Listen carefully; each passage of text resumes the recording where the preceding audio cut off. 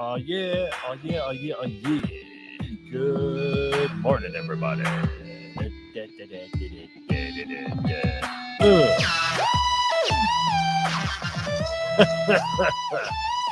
It's me and Lebang and you this morning to get you through your Tuesday.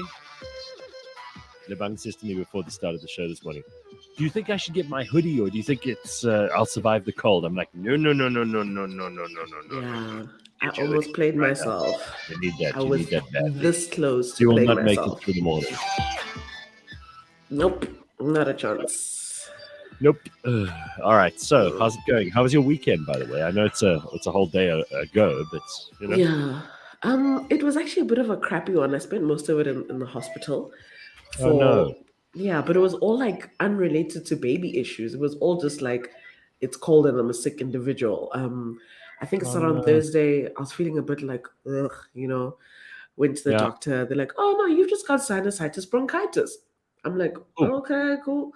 Can you Oh. fix me? They were like, okay, Holy cool. shit. So I spent like 2 days just like, on a whole bunch of things. And then on like the Saturday morning, I just woke up and my chest was just like, you're not breathing at all today. You're blocked. Take that. So I was like, okay, cool. I can't breathe. I've got sinusitis, bronchitis. And then I had a fever. So now there's these three things just like happening at the same time. And I'm pregnant. So I was just like, let me just go to the hospital and see what they say. Yo, dude, as soon as I got there, What we a need a combo. drip. We need a drip. Get on a drip. Just like in the movies, it was so dramatic. But it had to be because I really wasn't well. Hey, I was just like moping around. I could barely walk. I was like, "Whoa, fix me." But yeah, these Typical of you. hospitals are good. They're Typical good. of you. Like, You're the only person I yeah, can think of who you wouldn't be satisfied with just sinusitis or just bronchitis. You have to have both. I need everything. I need the whole lot just to get out Right. my system. But I'm like in recovery mode, still on antibiotics, just doing the whole design. But it wasn't a great weekend. But I feel like today's Uh, like the first day where I can be like, cool, let's go, I'm type sorry. thing. That's there's so many people who are getting sick at the moment. Yeah, yeah. No, there's plenty. The doctors So literally many said people. the amount of flus right now are just insane. People are coming in and out for all sorts of things. So, yeah, I'm good. I'm glad to be alive. To be honest, I was worried sick. You All the nurses that I saw were like, "Oh, know. well, you're due in 4 weeks. At any moment now, your baby could arrive." And I was like, "No, Jesus. please Wow. don't." Yeah, it Oh was wow. hectic. Yeah, Well, I mean, I wouldn't doubt that part of this is that people are their immune systems are shitty after the last 2 years. absolutely, Hand absolutely. sanitizer, masks, not going out, not seeing each other. Now our immune systems are up to shit. So what do you expect? What do you expect to happen? This is Precisely. what Yeah, people don't. If your immune system doesn't get training, it gets weak.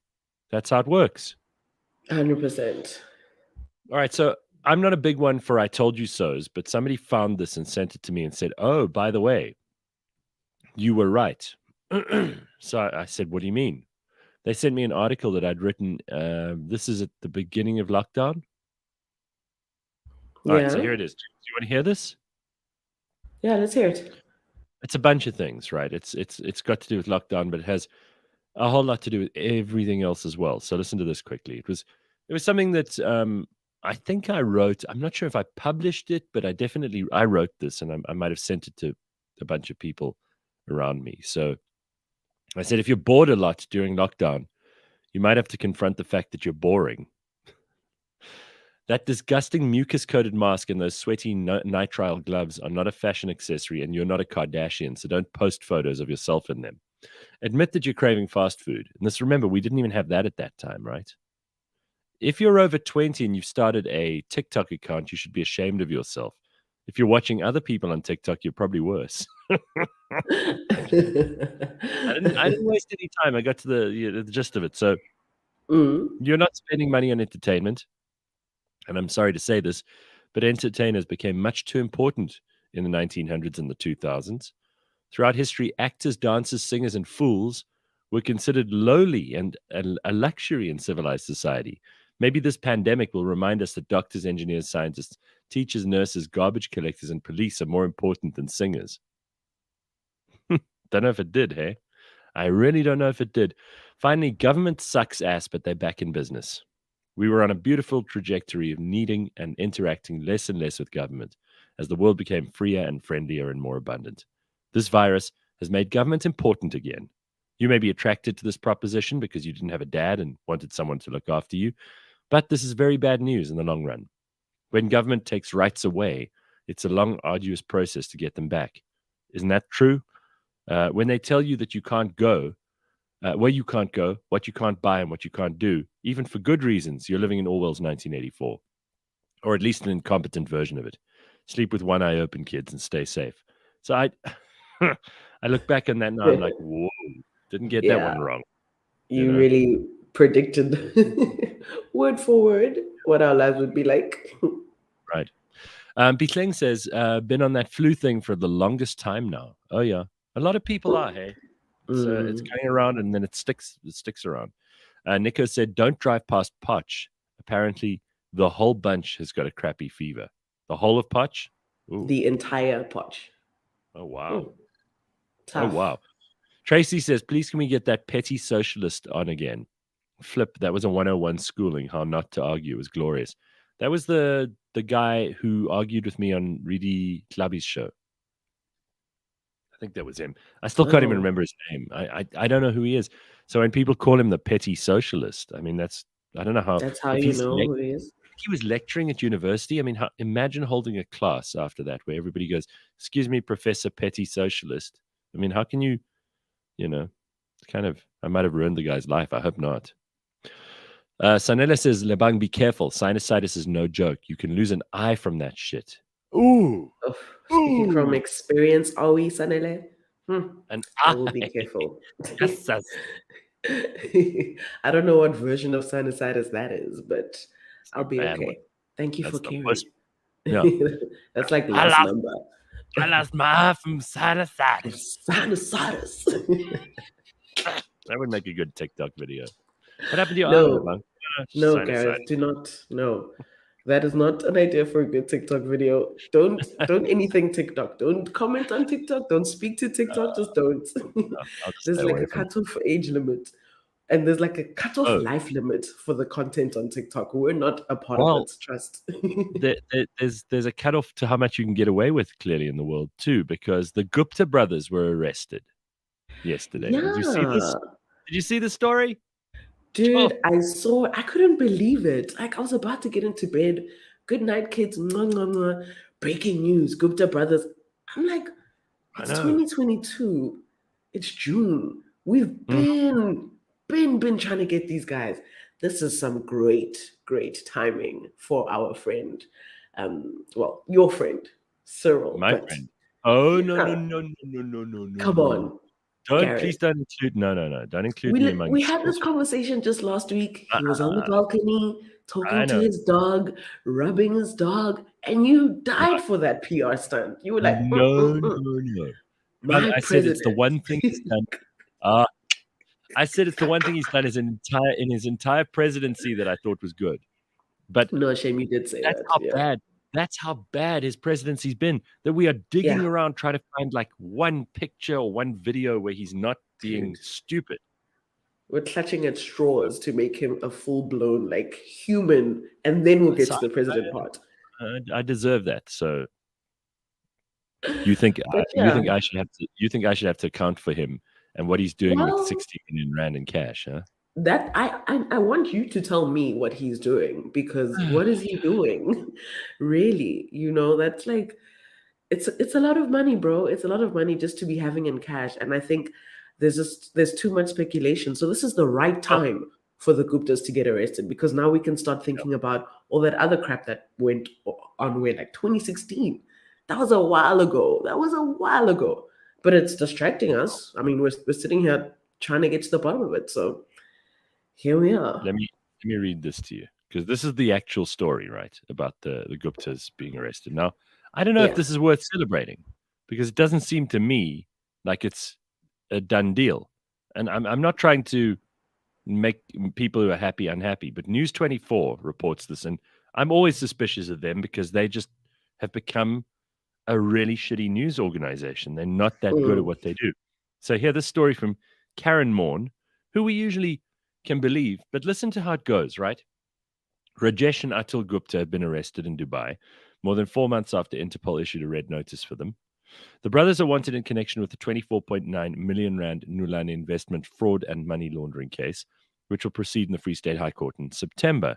Two independent sources, here's what they say, two independent sources with direct knowledge of events confirmed the arrest. However, the next line goes, Crispin Piri, who's spokesperson for the Department of Justice, told News 24's Jeff Wicks, there is no confirmation. So, the Department of Justice, no confirmation. Then it says, according to News 24's information, the arrests were executed by Dubai Police Criminals Investigation Department of the Dubai Police. The National Prosecuting Authority have yet to verify them. So what they've told us is that there are two organizations that should be able to verify this that have not. That have not. Right. So who's fooling who? Who? We need a little more than Karen Mourn's friends who live in Dubai, you know? Well, hey, Karen, I've been hiding out in the bushes here, man. I just checked the Gupta brothers have been taken away in a van. I mean, come on, really? Right? Yes, I do agree with you because I mean, until we see them in cuffs and we see them behind some sort of custody, then I don't think we would be naive enough. Well, as a country to believe it and say, yeah, this is it. This is finally happening. But I did watch like a sort of like a response yesterday from a lawyer guy who was like, look, if these guys are arrested, which it seems like they are, I mean, they released a 4-sentence statement. That was what they were going off. And he was like, look, if these guys are arrested, then this is the beginning of a very long journey because it's not as simple as, okay, cool, South Africa calls, Dubai and says, okay, cool, you've got them, thanks, send them over, we'll deal with them here, type thing. It's a very long-winded process that they're obviously going to try fight. Like the back and forth is just, it's going to be an uphill from here on out, basically. But I think you're right. Let's take a step back and figure out if these guys are even really arrested. Let's start there. Yeah, like you said, I'll believe it when I see people in cuffs. That's all. And especially those guys. Those guys are insanely rich. Like it's similar to like Bushiri. Who can't they pay off? Like who can't they just say, here's your brown envelope, my friend? Like, and then you're sorted. So let's maybe not get excited, shift our energy back onto the real problem, which is why is Cyril chilling with 64 million rand under his mattress on his farm? That's the real question. Such a weird thing. Like I see there are a couple of things that really stupid rich people do, right? And it makes no sense at all to those of us who are not crazy rich like they are. First of all, if you don't want people to notice you and plan things against you, do not travel around with 50 bodyguards. Because immediately, if you are traveling around with bodyguards, people go, ooh, someone important. And that attracts attention. And bad people go, ooh, someone important that I could kidnap or I could ransom or I could steal from or might be wearing a very expensive watch or whatever. The minute you travel around with bodyguards, people are going to notice you. And I think that's the point for those people. I think a lot of people who have bodyguards, no one's really interested in killing them or taking their stuff or anything. It's just they like people to know they've got security. It's like they've watched too many movies. Yeah, but they want to feel more special. It's not enough to just be rich because there are a lot of rich people in the world. Yeah. They also need to be rich people with lots of security because then you're important. So that's number one. And I mean, look, if you're president of a country, I understand it. But Cyril, I don't know how many bodyguards he has. But remember, Gedletlekisa, he used to have, I think it was 20 to 30 bodyguards protecting him. For what? Like, sure. Are you kidding me? 20 to 30. It's a lot, right? Guys. So that's the one thing that they do. The other thing really, really rich people do, which I've never understood, because those of us who are not rich don't even do this. Even if we could, we wouldn't do it, is they have to have cash on hand, ready at any minute. Now, you don't get paid your salary in a brown envelope. Nope. Right? And you don't want to carry around whatever amount of money it is, whether it's 5 grand, 10 grand, 20 grand, 25 grand, 100 grand. You don't want to carry that in cash. Nobody does. Why? It makes you a moving target. So why do these super rich people who are supposed to be clever, that's how they're supposed to have made their money, and this again proves that maybe they're not that clever, why do they need cash all the time? Dummies. Am I right? Somebody help us with this. Yeah, no, because it just doesn't make any sense. In this case, particularly, what makes it even more interesting is that as you know, the story goes, they robbed his farm, sure, Yeah. Right. but even after the farm got so-called robbed, like no information was made available to Yeah. even some people in the police service. So now Correct. they themselves are in the dark about how do we move forward? How do we get to the bottom of this? How do we assist in any? It was always like it was almost like no, no, no, it's cool. You guys don't worry. You guys focus on the other little robberies or the other little. We've got this. Okay, cool. Is this because it's 64 mil? Damn. Well, they covered it up clearly. And I Yo, just want to dude. know, and even if it's money that he earned, that is his money, okay, why keep it in cash? It makes me suspicious. Too It makes suspicious. all of us suspicious. Also, Dude.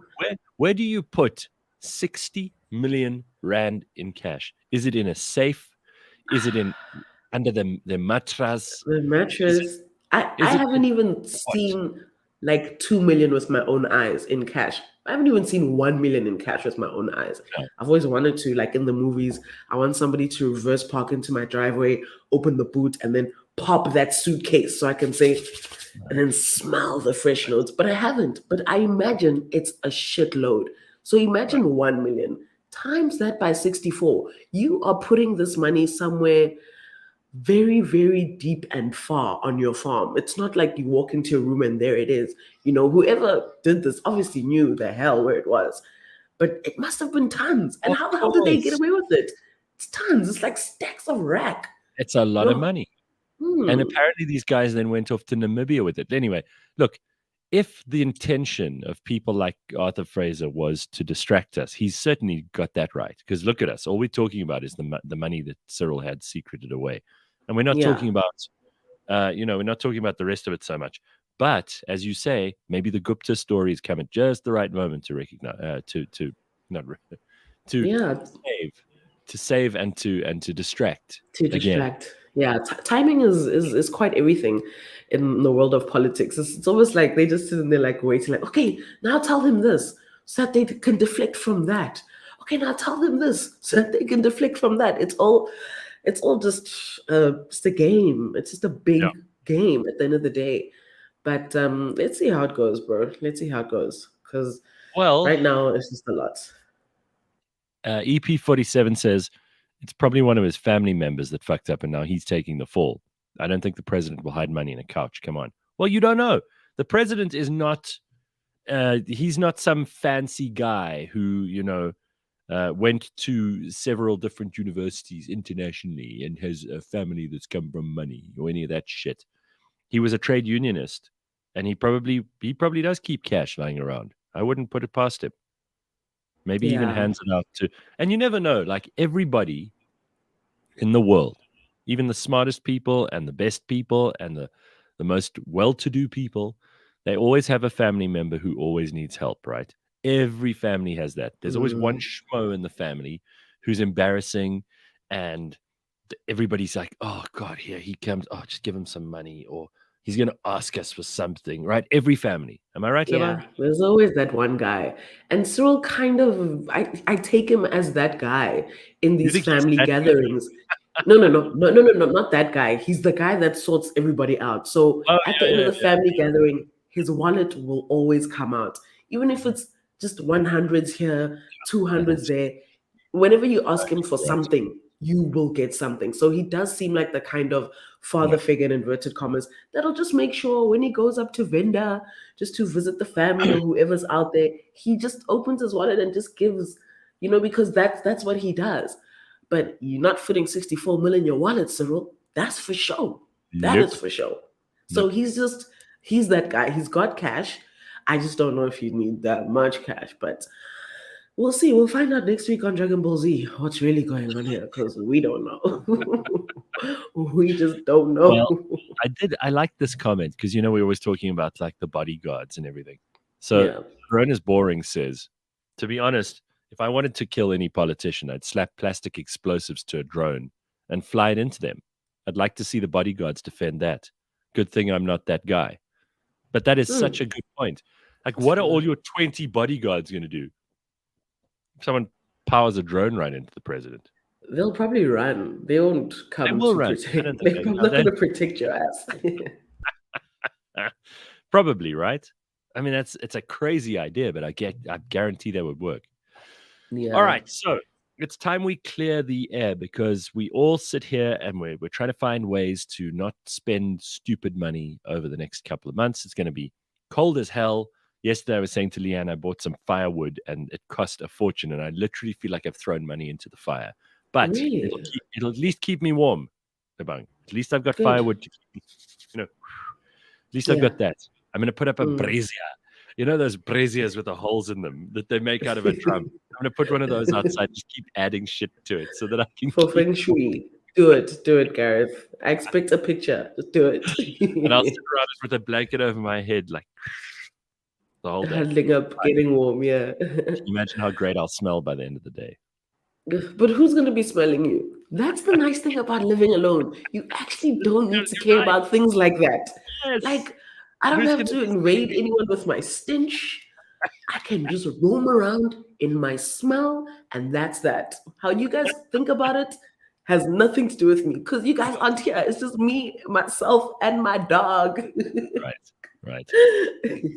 Right. Before we even get to that, DK says, why is the situation in Hankey hardly spoken about? So, first of all, Hankey is some horrible little town in the Eastern Cape. I've driven past a sign that said Hankey once, but I don't know what's going on there. Maybe DK, you can just fill us in because What's happening? I have no idea what's going on there, and we don't want to like be complete ignoramuses. Maybe you can fill us in and we can talk about it. Um, I'm not going to look it up because I'm not sure I've ever looked up the word hanky. Yeah, Hankey. Huh? Have you ever, Lebang? your browser history will be confused. They'll be like, "What? No." If I type hanky right now, I promise you, what will come up is panky afterwards. I'm just telling you. Um, I know my computer. I know, I know it, and yeah. What happens if I type this in? Hang on, hanky. Hanky protest comes up first. I wonder what that is. Oh, yikes! Shacks torched in hanky protest over murders. All right, well, you know what, Whoa. DK, now you've started us. So here it is Okay, from the that Herald went Live. south quickly. Police are at the scene of a protest in Hankey, which saw several shacks in an informal settlement near the town being set alight on Wednesday night. So this kind of been this week then, because it's only Tuesday now. It's the 2nd of June this happened. Police spokesperson Colonel Priscilla Naidu said that between 6 p.m. and midnight, the residents of Ntabeni and Mountain View, including Lesotho citizens, had been escorted out of the area by police to a neighboring area for their own safety. That's all they had. That's all the Herald tells me. So I still need to know. So DK is saying no hanky panky, massive xenophobia. Doro is shut down. This sounds like more of Sure. the what is that Operation Tudula? Yeah. Yeah, an extension of that, or that kind of ongoing energy where really the citizens themselves now are even like, yo, let's let's do what we can. That is tragic, Yeah. man. Well, okay, we'll come back to it. But in the meantime, we've got a very practical situation to deal with here. All right. Lebanga's got, here we go. You ready? Disney Plus, which is brand new. She's got Showmax. She's got Netflix. She's got Apple TV. And she's got Amazon Prime. She's got the big five. You make me sound like such a hoe, Gareth. Well, I A mean, come on. hoe for streaming services. Explain yourself. You've got all of these. I do. I Are do. you, I don't know are how I you, got here. Like are it you literally paying? started. Are you paying for all of them or just for some? Okay, so I'm not gonna disclose which ones I'm paying for and which ones I'm not, but obviously no, I'm not crazy. I'm not gonna pay for every last one.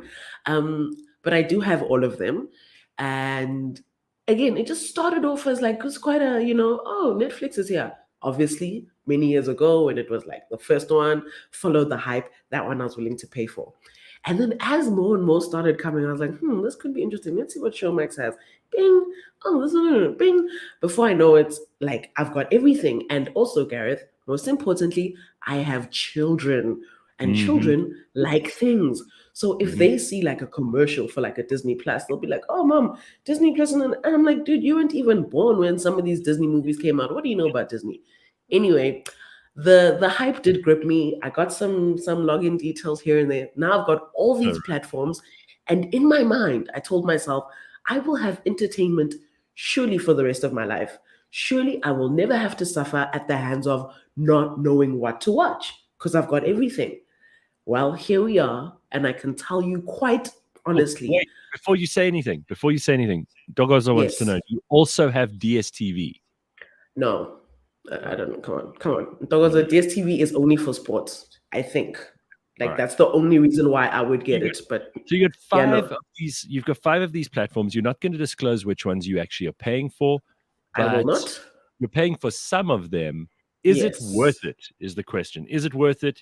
Has this solved the big hole in your heart and soul where you're desperately looking for something to watch and you can always find something? Hmm? I greet you all with the same hole in the same heart with the answer, unfortunately not.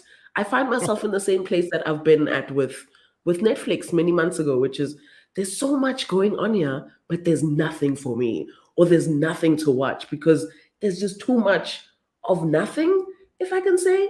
I'm at a Yeah. place where now I'm watching all the original Disney movies, which is nice, but it's just nostalgia. What happens when that ends? When I've seen The Lion King again and I've seen, Mhm. Aladdin again, and then what am I going to do? So it's just one of those things where I don't suggest it. Um, Amazon Prime and Apple Plus, Apple TV maybe have the most original content, but it's only Yeah. if you're the kind of person that finishes what you start. And I'm a 10-minute person, so I'll start something for 10 minutes. If it's dope, I'll continue. If it's lame, like that's my cutoff, But no, it's pretty lame, Gareth. It's quite lame. It's just a bunch of streaming services that kind of all All right. have similar content that But I'm yet to let's be impressed. let's perform a service here for people. Okay. Can you rank them from best to worst so that people who Mm, have no idea can save themselves some trouble? Because if you're going to buy one of these services, and maybe some people are rich enough to be able to buy all of them, but mhm. maybe you can just help us like short circuit this a little bit. So what should we do? If we can only afford one, which one would you get? Sure. Whew, okay, if you can only afford one, I would say get Amazon Prime. Sorry, just say that again, but don't sound so uh, uh, you, oh, if you could only afford one, like don't make us feel bad if we can only afford one. Say it Okay, again. I'll Let's give judge. Yeah. I'll give you two options. It's like Apple TV and Amazon Prime, Apple Plus and Amazon Prime. That's like the balance. I'm giving you options because it Okay. depends on your All right. taste, right? Yeah. If you like original content, go for Apple. If you like all like where maybe like all the really like all the Marvel, all the Star Wars, all Hmm. the all the way that stuff, like the good stuff, Yeah. go for Disney Disney. Plus. Forget about Netflix. It's done. It's over. It's really over. Nico says you are absolutely right. Agreeing with you. It is such a waste to pay R1,000 a month for three good sports channels. That's what you're Oh, paying for at it's DSTV. referring to DSTV. Yeah. I It's grew up on DSTV and nah, it's over. Ruth says it's such a woman problem, having tons of clothes but nothing to wear. You get me, Ruth. You feel me? It's a real thing. Shame. Shame, says DK. Poor woman that has nothing to watch. Oh, okay, DK. Don't get crushed just because we didn't talk about hanky all fucking morning. Um, Garrett, take that back. Hanging out with Jay says Amazon Prime is a big nothing burger. Sanele says, Jay, don't retract. Amazon is shit. Or the shit? No, just shit. No, just Just shit. shit. Sure. A Yeah, lot no, of it's people not here, looking good. you've opened up a can of worms now because hanging out with Jay says Netflix, I don't know. We wait for the hype shows. I have three of the five and mostly watch classics and whatever is hyped at the moment. That's Mm. amazing. Disney's So the they're good best. for the classics. If you know what's good and what you enjoyed at some point in your past, you'll just rewatch that. And then definitely you wait for the hype, the shows that they, putting all this marketing budget into pumping. And then once the hype dies down, you're back to square one where you're like, shit. And you've seen all the documentaries and, Yeah. oh, yeah, it's a toughie. Well, a lot of people here are saying, and Dogozo's kind of jumping the gun here, but he says, "Does anyone have Disney logins for me? I'll hook you up with my Netflix and Showmax logins." So It's a we're all currency. It's a currency. There's literally a black market. That's how we move. That's the currency. What do you got? I've got two logins for. I've got two Showmax, and okay, give me some of that Amazon. It's a real thing. It's really fun down there. right. Dude 69 says, "I've 5 or 6 streaming services. Are there even 6? I only use 2 or 3 most of the time. Other people using it while I'm paying for all of them. Time to let some of it go." Hey, I Whoa. got to say, the same goes. We were talking about Cyril, and we were talking about how every family has some kind of loser in the family. It's time to let those people go too. Time to stop paying for those people. You know, Cut them off. Cut them seriously, off. we can't. Especially if they're just watching and they're not contributing. Lebang, Just we all are looking for ways to save money at the moment. One of the best ways to save money is to cut loose those useless family members who don't bring any value in themselves.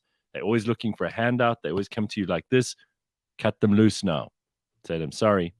Done. We're finished with you guys. agreed. Agreed. Do you pay for Prime Video in South Africa? Is it free with your Amazon delivery subscription in the US? I don't I know. think not. We pay for Amazon Prime as a separate subscription. I don't think it's linked to your Amazon delivery. That's like a whole. It's a different thing. Please correct me if I'm wrong, but I think Yeah, it's definitely a different thing. We pay for everything in South Africa. To answer your it's question, every little thing we everything. pay for. There's Do you remember nothing what we they don't pay for. Do you remember when they used to charge us 2.50 an SMS? Do you remember those days? Dude, Yes. oh, when One bread was SMS. 7 rand. Yeah. Ah. Well, it's outrageous that we would charge 2.50 an SMS in those days. Now no one cares about SMSs, right? SMSs, exactly. All right. A couple of things in the news. Do you want to look at some headlines? Oh, wasn't that headlines? What we just did for 30 minutes? Wow. Kidding, go Sorry. first. Well, we spoke about all your subscriptions, and we're gonna see which ones you cancel. We'll see if you cancel any actually. Yeah, I'll give you an All right. update. So I mentioned the Guptas being arrested a little earlier on. Both Lebang and I are a little bit suspicious of this because so far the National Prosecuting Authority and the Justice Department have not confirmed the arrests. Not that they would know. I mean, those two organizations who are responsible for getting the bad guys, in inverted commas, they wouldn't know to sit the right way around on a toilet. So I'm not going to hold my breath for either of them. But Karen Morn is reporting in News 24 that the Guptas have been arrested. So we'll see if it's true or not. If it's true, I'll say, all right, well, News 24 aren't just lies and bullshit. We'll trust you again. If it turns out to be nonsense, I'll go, ha, told you so. Anyway, China has decided that they're doing a 6-month mission to work on the country's new space station. It's China's latest step towards making itself a leading space power for the decades ahead. Last year, China put into orbit the first module of its Tiangong, or Heavenly Palace, space station. It plans to add more modules, such as Mengtian Space Lab, which is going to be added by the end of the year. Next year, it'll launch a space telescope called Zuntian. This will fly close to the space station and dock with it for servicing and refueling. Tiangong will have its own power, propulsion, life support systems, and living quarters. If they only could do that for the people of China. Oh, it's not funny. That's just mean. Sorry. I'll take it back. But anyway, Gareth. that's the story out of China at the moment. Unemployed man has been arrested for allegedly financing a Toyota Avanza for 460K with fraudulent documents. So it's not just any unemployed man, but a 27-year-old unemployed man who bought a 460,000 Rand car with fraudulent papers in Limpopo. The Hawks said on Monday he was arrested on Saturday. You see, if you do this kind of small level crime, and I say small, like defrauding people out of money for a car is small in South Africa, when, the president has 60 million Rand in cash lying around, and the Chilling. Guptas are still chilling. We don't know whether they've been arrested or not, but even if they have, I mean, it takes so long for the real criminals to get locked up. Mm. If you put in fake papers for a Toyota Avanza, Good luck to you. Dude, Anyway, he that's did the not hill. have he did not have the necessary documents to attach when applying for the vehicle finance loan. However, the salesperson promised to assist in arranging the required documents at a cost of 5,000 Rand. After his application was approved by the bank, the vehicle was successfully delivered to him. So, what's the problem here? I ask you. I hear you ask. Um, well, the bank eventually figured out what was going on, and they did an audit. They noticed that the payslip was fraudulent. The case was opened and referred to the Hawks. Mm. During the investigation, it was revealed that he was actually unemployed, but he managed to, bullshit people enough to get this car. So Can the I poor just guy, get that guy's number? I know, I just want to talk to him. I just want to yeah, talk. me too. Because being able to get some sort of approval from the bank with no job, Yeah, like holla back. And also, why the Avanza? I feel like they put in quite a lot of emphasis on the fact that this is a Toyota Avanza. The Toyota Avanza is going to go down as a legendary vehicle in South African history. It's raised many, many people. If you live in yeah, the township or in the homelands, it'll take you from A to B with like $5. It's like the local, yes, the tuk-tuks that you see yes. here in Santon, these tiny little golf cart looking things. That is the Avanza everywhere else in this country. It is that guy was probably trying to start a business. Let us cut him some slack. That's what I think. We're being And mean to and this Lebang, unemployed I mean, guy. I also think like the Avanza is so often used for Ubers, right? So many As Ubers are well. Toyota. Mm, So mm. don't punish these people. Well, not Yes. unnecessarily. There are real crooks in the world, and I don't think Yeah. this guy's one of the real crooks. I think he's probably not that bad a dude. He just Mm-mm. managed to get the system working for him, which is the opposite That's of what all. most of us get. Yeah. So, There's literally people with like 64 million rands in cash on their farms. mhm, Maybe let's look into those guys as the crooks. I don't know. Let these right, Avanza guys go. I don't know. I agree. I mean, really. Okay. There's one other story I wanted to refer to, and then we can move on to JJ Cornish, who joins us for this morning. We're always happy to hear from him, and we're going to do some African analysis today. But Twitter is building a new feature, including a version of Google Alerts, despite the Musk takeover uncertainty. So they have to keep on doing things. They can't just wait for Elon Musk to take over. And apparently, they are building new features including Google Alerts type feature. Search Subscribe, which was first spotted by a developer and reported to Google, will allow users to subscribe to search results, which will then give them push notifications for tweets relating to the query, similar to Google Alerts. So, for example, if Black Twitter loses their mind over something new from the Senzo Miua trial, or if someone does something really stupid on the internet, Yeah. and you can now search these things and it'll send you alerts. Like we need that. Name Yes. one person who's sitting around going, you know what I need? I need more outrage and stupidity in my life. I'll subscribe to this alert from Twitter. Look, let me play devil's advocate. If this will encourage people to verify the No, sources it of this won't. bullshit, I Definitely mean, won't. sure, they won't, but at least now they'll be prompted to. Like, hey, Mhm. somebody tweeted this, that. Go to this link to da da da da. Maybe more people will. Maybe. I see it. Mm, I see it. Aiden. I But bet on that. yeah, I don't think let's so. see how it goes. Do you think it's Anyway, just another step into like nonsenseville? Nonsenseville. Yeah. The Avanza is for Uber. Maybe he was going to join that club, says Lungilo. Lungilo. So here, Vernon Yeah. says called a Toyota cockroach. Some of them really do sound, they sound like that, sadly, sad. Oh, they are so beat up and just finished. But they'll get you where you need to go. They'll get, People are you can see mean. these cars haven't been serviced ever, but they will get you where you need to go. Okay, well, those are the headlines that you need. Also, just one quick alert that apparently there is still a big squeeze on local flights because Comair is suspended. So it means that you're going to pay a lot more for flights between Johannesburg, Cape Town, and Durban. And if you don't have to fly at the moment, do not. It's like if you don't have to drive at the moment, do not. Mm, mm. You know, only people who have money to burn are going to be flying and driving in the next while because really petrol's too expensive and we don't even have enough planes going to and fro. So, That's too much. a lot of people who are trying to get to family and friends, and you can imagine there are emergencies here and there. But they say that sold out flights all over the place. There's a bit of a squeeze on flights into the Eastern Cape, for example. Cape Town to Durban is looking very full for a few days. And according to SAA, the state owned airline has seen an increase in demand and is adding more frequencies to meet that demand. It's also adding more seats between Johannesburg, Cape Town, and Durban in the wake of a gap left by suspended Comair flights. So everybody's feeling a bit of a squeeze there. Just a quick public service announcement in case you're one of those people who's going to be traveling in the next while. Who knows? It is time for JJ Cornish to regale us with stories and interesting information from all over the continent of Africa. It is, of course, called Africanalysis, where we talk to JJ once every, I don't know, it's every 2 weeks, I suppose, twice a month usually. It's brought to you by the Johannesburg Business School. And here he is in all of his glory, Mr. JJ Cornish. How are you? Bonjour, I'm immensely well, thank you. Good. I'm very happy to hear that. So, JJ, there's quite a lot going on.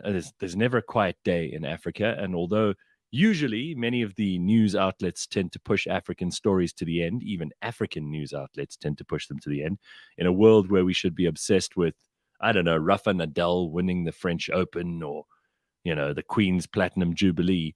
Here in Africa, we've got quite a few stories that deserve some attention. I mean, there was a shooting. We talk about shootings in America, but there was a shooting at a Catholic church that killed 50 in one of the safest provinces. So tell us a little bit about this, because this is the kind of thing that we really should be paying more attention to. If 50 people were killed in an American shooting, we'd be talking about it for weeks. Well, this is very, very sad, because this is down in the southwest of Nigeria. The real problems are up in the northeast with Boko Haram. I forgot to mention it was Nigeria. Sorry, that's quite right. Yes. Well, this is Ondo State, which is where the security is visibly tighter. It's a much, much safer state. And in the little town of Owo, the Church of St. Francis Xavier, the gunmen arrive. They use dynamite inside the church, and as the people run out, they get mowed down, and they fire into the church. At least 50 people killed. We don't have the full death toll. Many of them children and mothers and women. And I mean, there they have kind of images of blood on the altar. It's absolutely shocking. No one has claimed responsibility for this, although the organization Islamic State in the West African province, in other words, this is now moving towards that area, they have been involved in some killings of late. But, this is just yet another indication that Muhammadu Buhari cannot contain things. He keeps saying, in this case, he's called the crime heinous. He responded very quickly and said the perpetrators would live in eternal sorrow. Well, I mean, that sounds like what the Pope would say, and the Pope did condemn the thing. This was a very big church service. Apparently 1,500 people can fit into that church. I'm sorry, 150 people can fit into that church. And it was Pentecost Sunday. It's a very important church ceremony in the church calendar. So, but the frustrating thing, Gareth, is we don't know who did it. And until they do, they can't begin to pursue them. Again, Muhammadu Buhari is saying, we will get them. Don't worry, we will get them. But they haven't managed to do that with any of the other violent groups. And as you know, people can't take trains, can't drive on the roads because they get kidnapped, so they go by train. Well, then the trains get attacked. And now they have trains in some provinces being accompanied by military aircraft to try and make them safer. The whole security network in Nigeria is broken down, and it's very, very sad. It's outrageous that this sort of thing is happening, and that the government says, "Oh no, we're in control." Clearly not. No, I mean, but if Muhammadu Buhari was the first lying national leader, we could make more of it. But there's, one of them has just yesterday won this confidence motion, and another one is planning to come back. I mean, show me a leader who has not lied, and and I will show you. I don't know, a Toyota that's had its service. or one that has been bought properly instead of bought by fraud. So JJ, I mean, let's just turn our attention to the DRC and Rwanda, a part of the continent where they haven't had the easiest time for, oh my God, 30 years. And there continue to be massive issues between the DRC, Rwanda, and sometimes Burundi, sometimes Uganda. So there's a new row between the DRC and Rwanda over support for those M23 rebels who we hadn't heard from for a long time in the Eastern Congo. But it seems like it's still the Wild East, not the Wild West, but in this case, the Wild East, right? Indeed it is. I mean, it's across Lake Kivu, the most beautiful place you've ever seen. Chocolate box beautiful. And on one side is Rwanda, and they've got a big station taking methane gas off the bottom of the lake.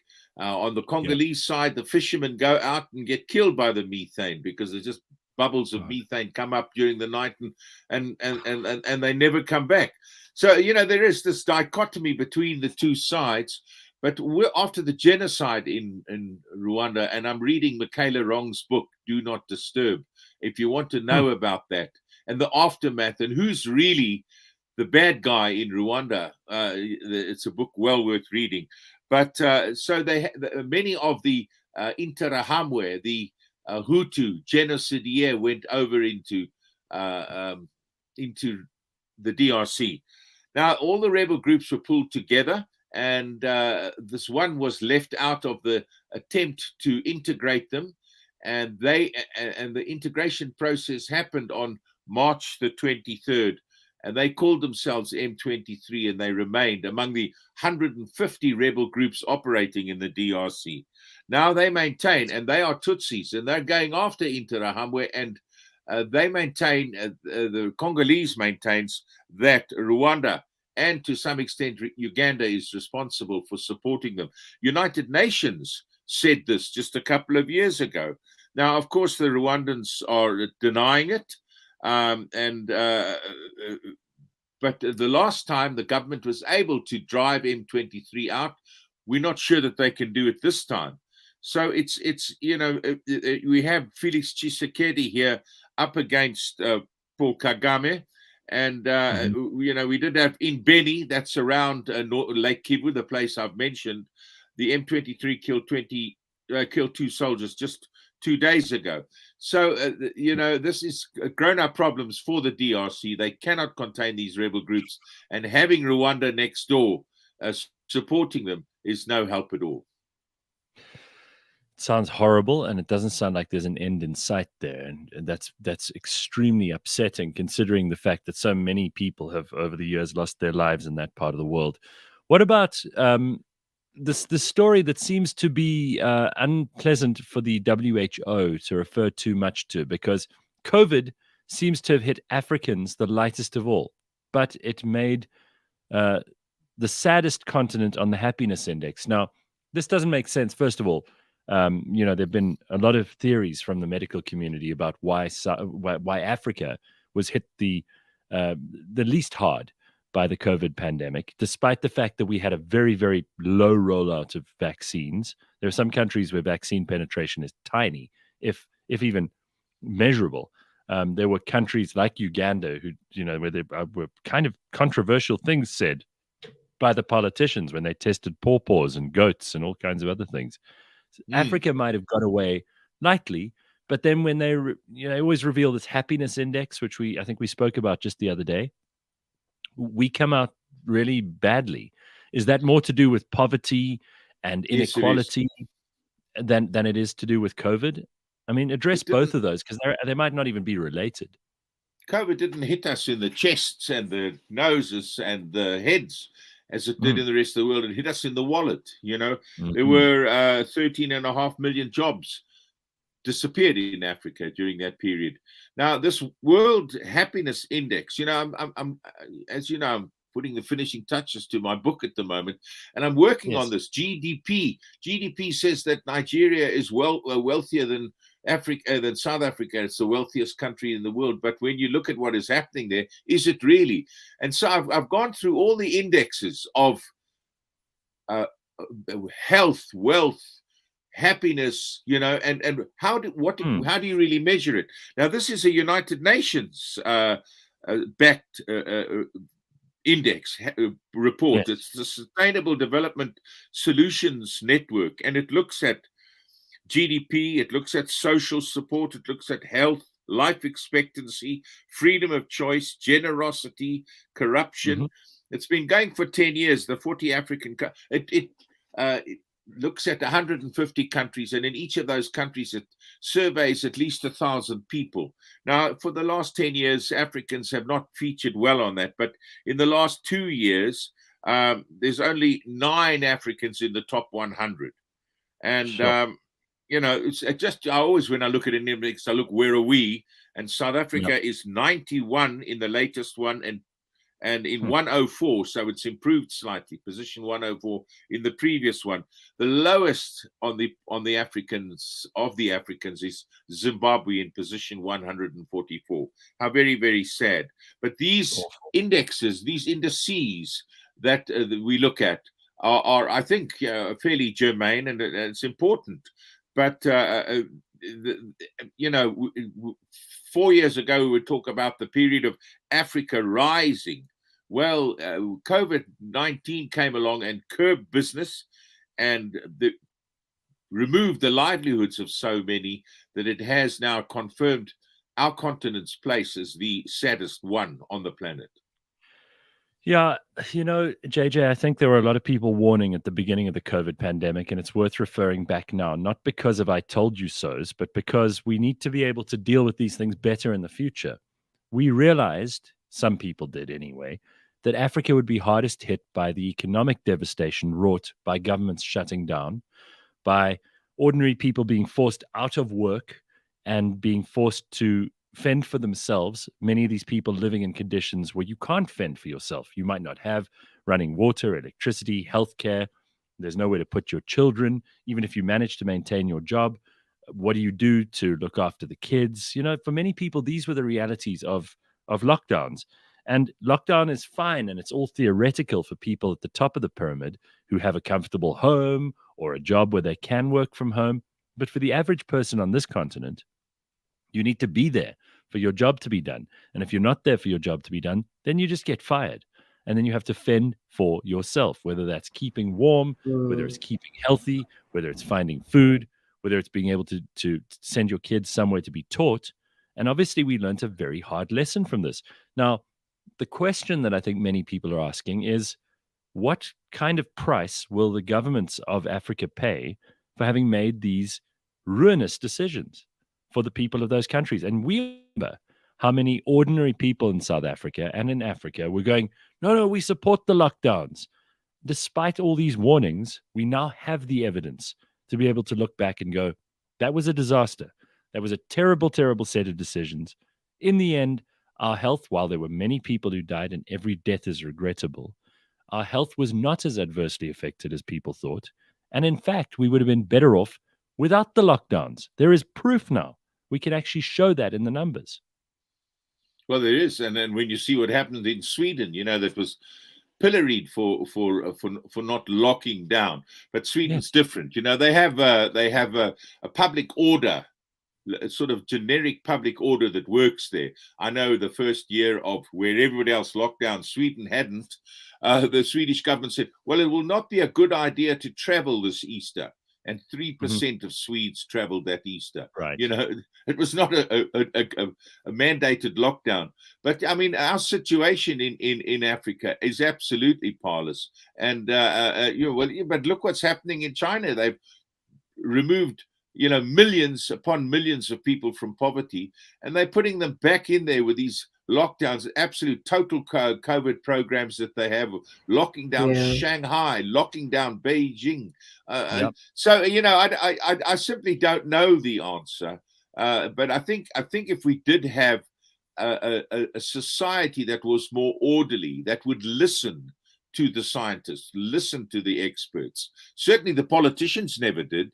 And sadly, I mean, during that lockdown, I've always believed that politicians are liars. I mean, it's axiomatic. You have to be to go into politics. And that's true. I'm not being cynical, but suddenly suddenly the doctors turned out to be liars as well. You remember? You don't need a face mask, because they didn't want us buying up all the face masks.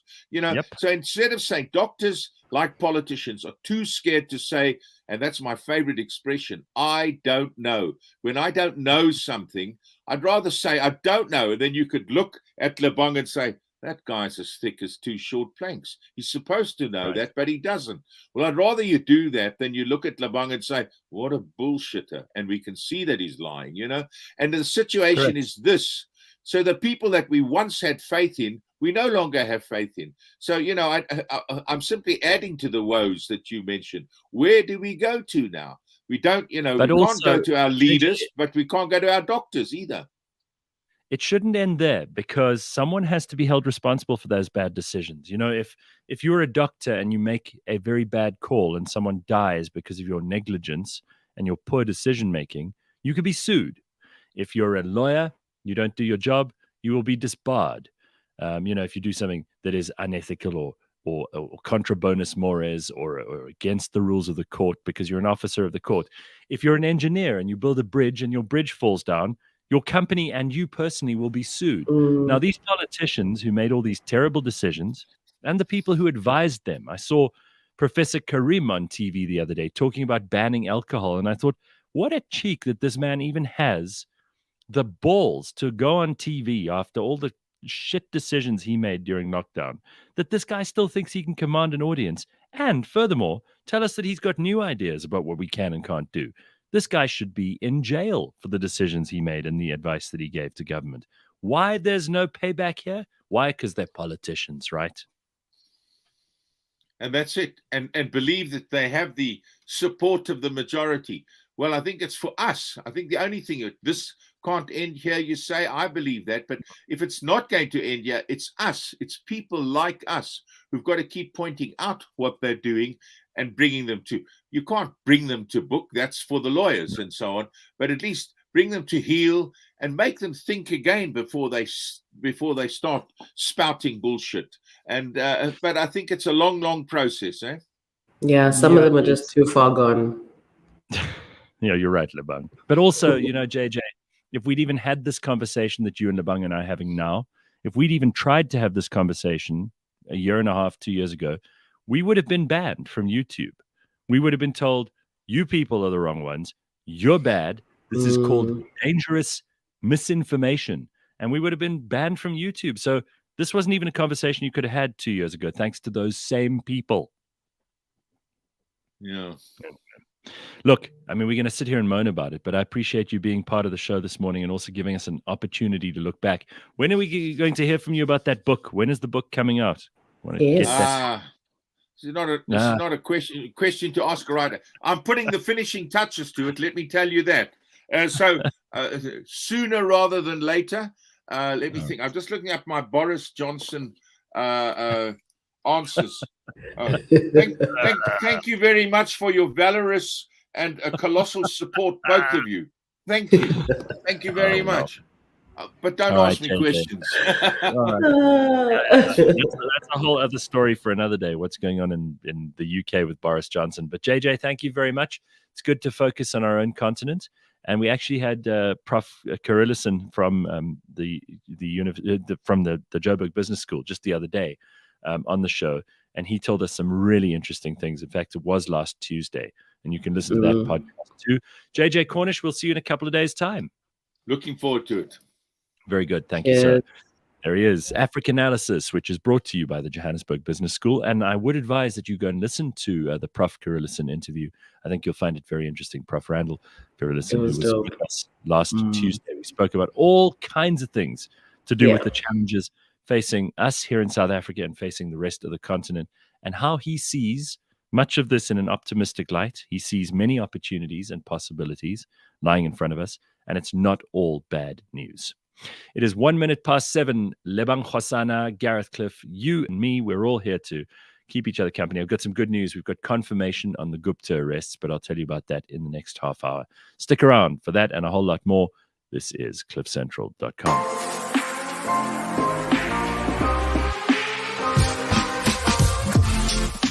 This week on the Auto Trader podcast. But this pre-qualification that's on the sites, essentially, our this, platform. yes, Yes. this is a way of seeing your affordability before you go ahead and do any of those extra Yes. steps. It gives you an indication of, would you get finance for this car? Yes. Would you get finance for this particular car? And you can go onto Auto Trader's platform and go onto the finance part, and you can even navigate from any car that you're searching on, where you can go and get what we call pre-qualification, which means that we will check for you against your credit score, the car itself, and your affordability, and get you an indication. It's not approval. Yeah. It's just an indication.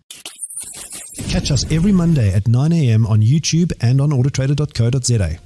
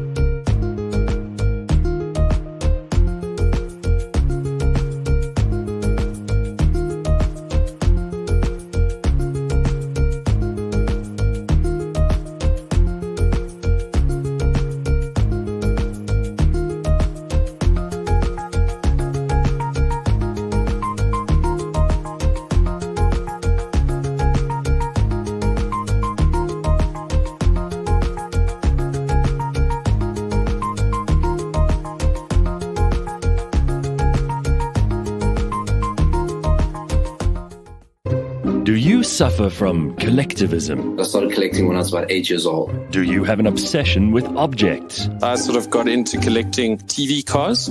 Are you a fanatic? A devotee? Are you someone exhibiting enthusiasm or strong passion? When lockdown hits, when everyone was kind of bored at home, they started Googling, like, what are these things worth these days? Cliff Central dispenses a weekly dose of collectomania. Join me as I talk to compulsive collectors. Fascinating, The frame's total value is probably about 12,000 Rand. possibly a little weird. I developed this infatuation with the Statue of Liberty. Collectomania, Mondays on the Gareth Cliff Show. Brought to you by SA Gold Coin Exchange and the Scoin Shop.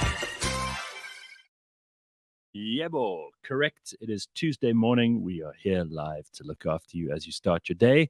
There's plenty of stuff on the agenda. There's lots we have to talk about, but I want to start off with this. We have confirmation from the Department of Justice. Yes, the Ministry of Justice and Correctional Services has confirmed that it has received information from law enforcement authorities in the UAE that fugitives of justice, namely Rajesh and Atul Gupta, have been arrested. Discussions between various law enforcement agencies in the UAE and South Africa on the way forward are ongoing. The South African government will continue to cooperate with the UAE. That's from the spokesperson of the Ministry of Justice and Correctional Services. Good news. So we can say it's for real now. You can say It's it's facts. absolutely confirmed. So well done to Karen Morn on getting that information before anyone else. We like to give credit where it's due as much as we criticize. Excellent, excellent news. Now, does this mean that they're going to come to South Africa? Does it mean that they will actually have to stand trial? Who knows? We will have to see, because Yeah. these things I are don't so know. unclear. Look how long it's Based- taken for us to even get to a point where we can arrest them, you know? Dude, when I heard that it was like an Interpol related, I was like, Interpol, is this a movie? Like, what's actually happening? And I think the Gupta should just stay that side and possibly, like, let's try figure it out that side. Because the minute they come back here, dude, this is a playground for them. It's just about knowing the right people. And I feel as though it'll just kind of be solved, and it'll just be like, yeah, that happened, moving swiftly along. You think so? But yeah, I don't trust that. In the same way that they literally just walked out of the country in 2016 after there was a warrant for their arrest, is the same way that they'll probably just worm their way out of this. In the thing I was listening to last night, this lawyer was basically like, imagine, your kids are in your backyard and they're playing, and one of them does something and they're being naughty, and the one kid jumps over to the next house, to your neighbor's house. That's Mhm. basically what's happening. So the Guptas have just gone to another country and now they, mucking about there. So now you need to figure out between you and the other adults in that house next door, Yeah. are those adults going to discipline the kids? Are they going to send your kids back? This is now a discussion between South Africa and and Dubai. So I think, look, let them discipline our children. Please hit them, do what you must, and then we'll take them once they've been disciplined. But if they come back, they'll come with excuses like, I'm sorry, mommy, I'm sorry, daddy. In this case, brown envelope. So I don't know. You're That's right. just my opinion. And I think a lot of people are very cynical about this because we've seen how wheels of justice in this country turn. And even though there are probably more good stories than bad, we can't help being cynical. I mean, White Barry 100%. says, when I hear Interpol, I remember Jackie Salibi. Yep, exactly. And how did that go? Not so good. Gary McLean says, here comes another commission of inquiry. Oh, yeah. Get ready for that. That's all we need. Carol says, very well put, Lebang. I think that's true. So, you know what? Lots of people agreeing with you, and we would like to hear from you this morning in the comments. Just a quick heads up. We will be talking to someone called Kendal Evans, who listens to our show and is going to help us understand the world of NFTs. I've said some disparaging things about NFTs. I know Lebang has as well. Oh, yeah. So have you. Because no, but not like you. You are literally like anti NFT. Like you are not feeling it. You think it's all bogus. I at least tried, to give it. I mean, it's a digital graphic thing that rich people pay for. But let's get her on to just diffuse whatever is really happening because we don't know. Kendall's a he in this case because there are Kendalls who are she's, but this is a he Kendal, and he Kendal. Sorry about that. That was a bit stupid. So this Kendal will join us a little bit later on, and hopefully explain finally for once and for all how NFTs work. And listen, by the way, if you can explain this to us, I'll be thrilled. In one sentence, though, like just don't give us paragraphs. We just want a summary of what is an NFT. Explain it to us as though you're explaining it to like just a child, just entry level. Well, we don't want too much. No, we're total children. We'll take whatever we can get. All right. Don't forget that we are streaming live on the YouTube. We're also on Twitter and we're also on Facebook. So get onto whichever one of those you like the most. We would like to hear from you. Yonder says, does this mean now that they will arrest the South African politicians who were part and parcel of the looting? It seems like only overseas people or organizations are brought to book. Yes, good point. I think, as far as I know, isn't the former, who was that guy? Who was the minister who they put in? Not Zweli Mkhize. I remember the guy who they put in the Free State who eventually became their main guy in that dairy situation. You see, this is now old history. For many of us, it's going to take us a long time to scrub our brains again and to get to the place where we filed all these stories about these ministers. Where are they? But nobody, as far as I know, there's no politician who was involved with the Guptas who's gone to jail. Is there? Not that I'm aware of. And he only went to jail because of contempt of court. So I would love to know if there are any, and if anybody knows of any, because I don't see any. So forgive me if I'm a little cynical here, like the rest of you are. They just disappear into thin air, like all these stories do. Because there's another story that comes up where they distract us. And, we're just kind of, we keep it moving. We don't follow up. There's just absolutely no accountability at all. But as JJ said, let's not focus on the problems, focus on the solutions. All right. Lebang needs you to help her because she needs a vote on the voiceover competition. How's that going, by the way? So the last time we spoke about it was maybe like 3 weeks ago. And then I think after I pleaded with the audience to vote, I got like 200 votes. It was really, really cool. Like people really supported and I was so excited. I was like, yay, thank you guys. And then I kind of got a bit lazy. I chilled a bit because I got excited. I never got into the lead, but I was like a very close second. So I always told myself, I'll get there. So I did these like voting campaigns. I was DMing all my friends individually and it really took a while. But I think today's like the last day. Today's literally the last day. So I need every single person listening to this right now who has an Instagram account to please go vote. It's really simple. If you're listening to the show or watching the show right now, it means you're following Cliff Central on Instagram. If you go to the Cliff Central stories, there is a link. It'll take you directly to the post. You just put a like there, just put a little heart. That'll be a good deed for the day. Remember, Dr. Hanan always tells us where you put your coins, this is where you put your early morning coin. You go to the cliffcentral.com account on Instagram, click on our stories, and just click on that link. I kid you not. What are these? What is the competition for? I mean, like, what are they looking for? So it's called like the 1 minute voiceover challenge. So it's 4 voiceovers that they've like crunched up into 1 minute. And I literally do all of them in like all these different voices. I put on my bedroom voice, like my Marvin Gaye. And then I put on my really, really happy, excited voice. So I literally just sell a bunch of these things in 1 minute. And there's a lot of people that entered. And there's this one person who I'm so close to. I'm 80 votes away from being in the lead.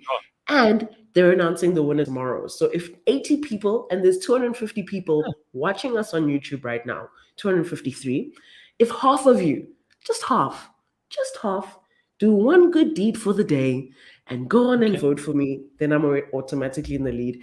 And then I win 2,000 rands, of which, if I win, I will buy nappies only. I will literally go to the nearest store and only buy nappies worth 2,000 rands as proof to you and to me. I pledge. Yeah, so I'm keen to do like my last little push today and just win something, man. It's been cool campaigning. Like, once you get into it, it's like, oh, so this is what politicians, okay, cool. So that's the vibe. That is the vibe. Yeah, so a lot of people are saying, well, now that Johnny Depp and Amber Heard is finished, now we have to start the Gupta trial. I don't know who's excited about that, but there must be a few people. There must be. So Tracy says, I've got 5 Instagram accounts. That's 5 votes for you. Why would you have 5? I know, Tracy, it's very nice of you to vote for Lebang 5 times, but why do you have 5 Instagram accounts? I get it. Sometimes why do you have a real phone and a burner phone? I don't. It's too much work. But it's real. It's a real thing out there. Sometimes you just need, you need multiple personas, even online. There's like your actual account, like, hi, this is the real Gareth Cliff.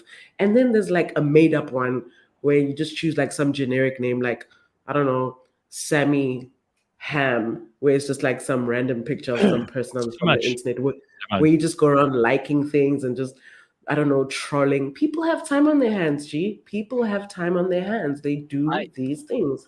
I saw a friend of mine 2 weekends ago carrying around 2 phones. And I said to him, why do you want 2 phones? He said his work is on one and his private phone is the other one. And there you go. And I don't think he's making that up because he doesn't have a girlfriend at the moment. So it's not like he's running, 2 separate lives and he's got one girl on this one and the other girl on this one. So it seems to me that that's the way. But he has to schlep around these 2 phones, which you're paying 2 contracts for probably. Like, I think that's a lot of work. I put everything, all my email goes to one place. Like I said, I've sorted out my phone and it works for me. So what I do is I've taken email off my phone. I don't do emails on the phone. I don't do Facebook on the phone. I don't do Twitter on the phone. I can do WhatsApp because we all live. WhatsApp's like part of work and everything. You don't do Twitter on the phone. Where do you do Twitter? On the desktop. Desktop, and only because I don't check on Twitter that much. So. Oof. Gareth. Yo, that sounds like so much work. Tweeting from your desktop. No, but I don't tweet very much. So it's really just to see what's going on. And I'll do that maybe twice a day, and that's enough for me. So I know there are lots of people who are addicted to this stuff and have to stay on there. But I honestly think that this is one of the things you can do to just streamline your life. It makes you a happier person and you get more done. And you're not as distracted because you know how the whole day we've got these messages coming through and we have to respond immediately and all of that stuff. I don't think that's necessary. I think you're getting yourself into a situation. But the trick is just to turn off your notifications, right? And a lot of these phones that we're using these days are very clever. There's something on an iPhone called like personal mode, work mode, sleep mode. So between like 9 and 5, I'm in work mode. And within work mode, you set up literally which contacts, like just your emergency contacts, can access you, whether it's via SMS, call, whatever. When you get home and you put it on personal mode, Gareth, no notifications come through, not a single phone call comes through, I like know. nothing. So you're kind of in control of like the whole thing without switching off completely. But you're doing your bit in like taking care of your mental health, I guess, and not really being too exposed to the consumption of bollocks that's already taking place on social media and stuff. So I get So I you, don't but there's I ways. I'm sorry, I don't even put I hear you about like managing your stuff and creating all these different profiles for daytime and nighttime and everything else. But I just simplify everything by just not even loading apps on there that I don't need. Like, what do you need Facebook Messenger for heaven's sake? Like, Facebook I don't know about you. Market. I Hello. don't know. I'm Yeah, but chatting to people on Facebook Market. I'm trying to buy a couch for 2 grand. Gareth, come on. and you need that on your phone the whole time, I suppose. Okay, fine, Yeah. fair enough. I'm not, so I'm trying to stay away from that. And Instagram I keep on because if I take a picture and I want to upload it, that's the easiest way to do it, right? Yeah, I So, get it. I mean, yeah, and sometimes you need to just mute a whole lot of notifications. So that's fine. That's what you were saying earlier. I think there are ways to do it. Yonder says I had 2 phones for a good 10 years, and one was my work, other one personal. It doesn't mean anything sinister in many scenarios, but now you can have one phone and put 2 SIMs in. My S22 Ultra does that. Yeah, that's Oh, that's also a I've been doing thing. that too. Yeah. See, Yeah, people. that sounds Mm. complicated. Having 2 SIM cards in one phone.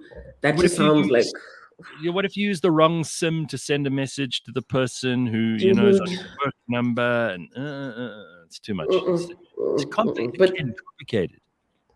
and it's not meant to be, right? I feel like phones are maybe supposed to just try and make our lives easier. But for some reason, they do end up getting complicated somehow. So here are a few. Shani says, I find laptop time consuming. One gets engrossed in Facebook, Instagram, etc. Okay, right. Different strokes, hey? Jared says, if someone had more than one Instagram account and they don't have a side hustle, I immediately think they're unstable. Yeah. All right. You can have a smartphone and a dumb phone just for the battery, but Samsung makes stronger batteries these days, says Reisebek. Resibek, dumb phone. Like, why the term dumb phone? I feel like we need to put some respect on these phones that we grew up on. They're not dumb phones. They held us down, girl. They held us down for many, many years. Those batteries would last for hours, number one. And all we do there is play games and send SMSs and take calls. Correct. Yeah. Correct.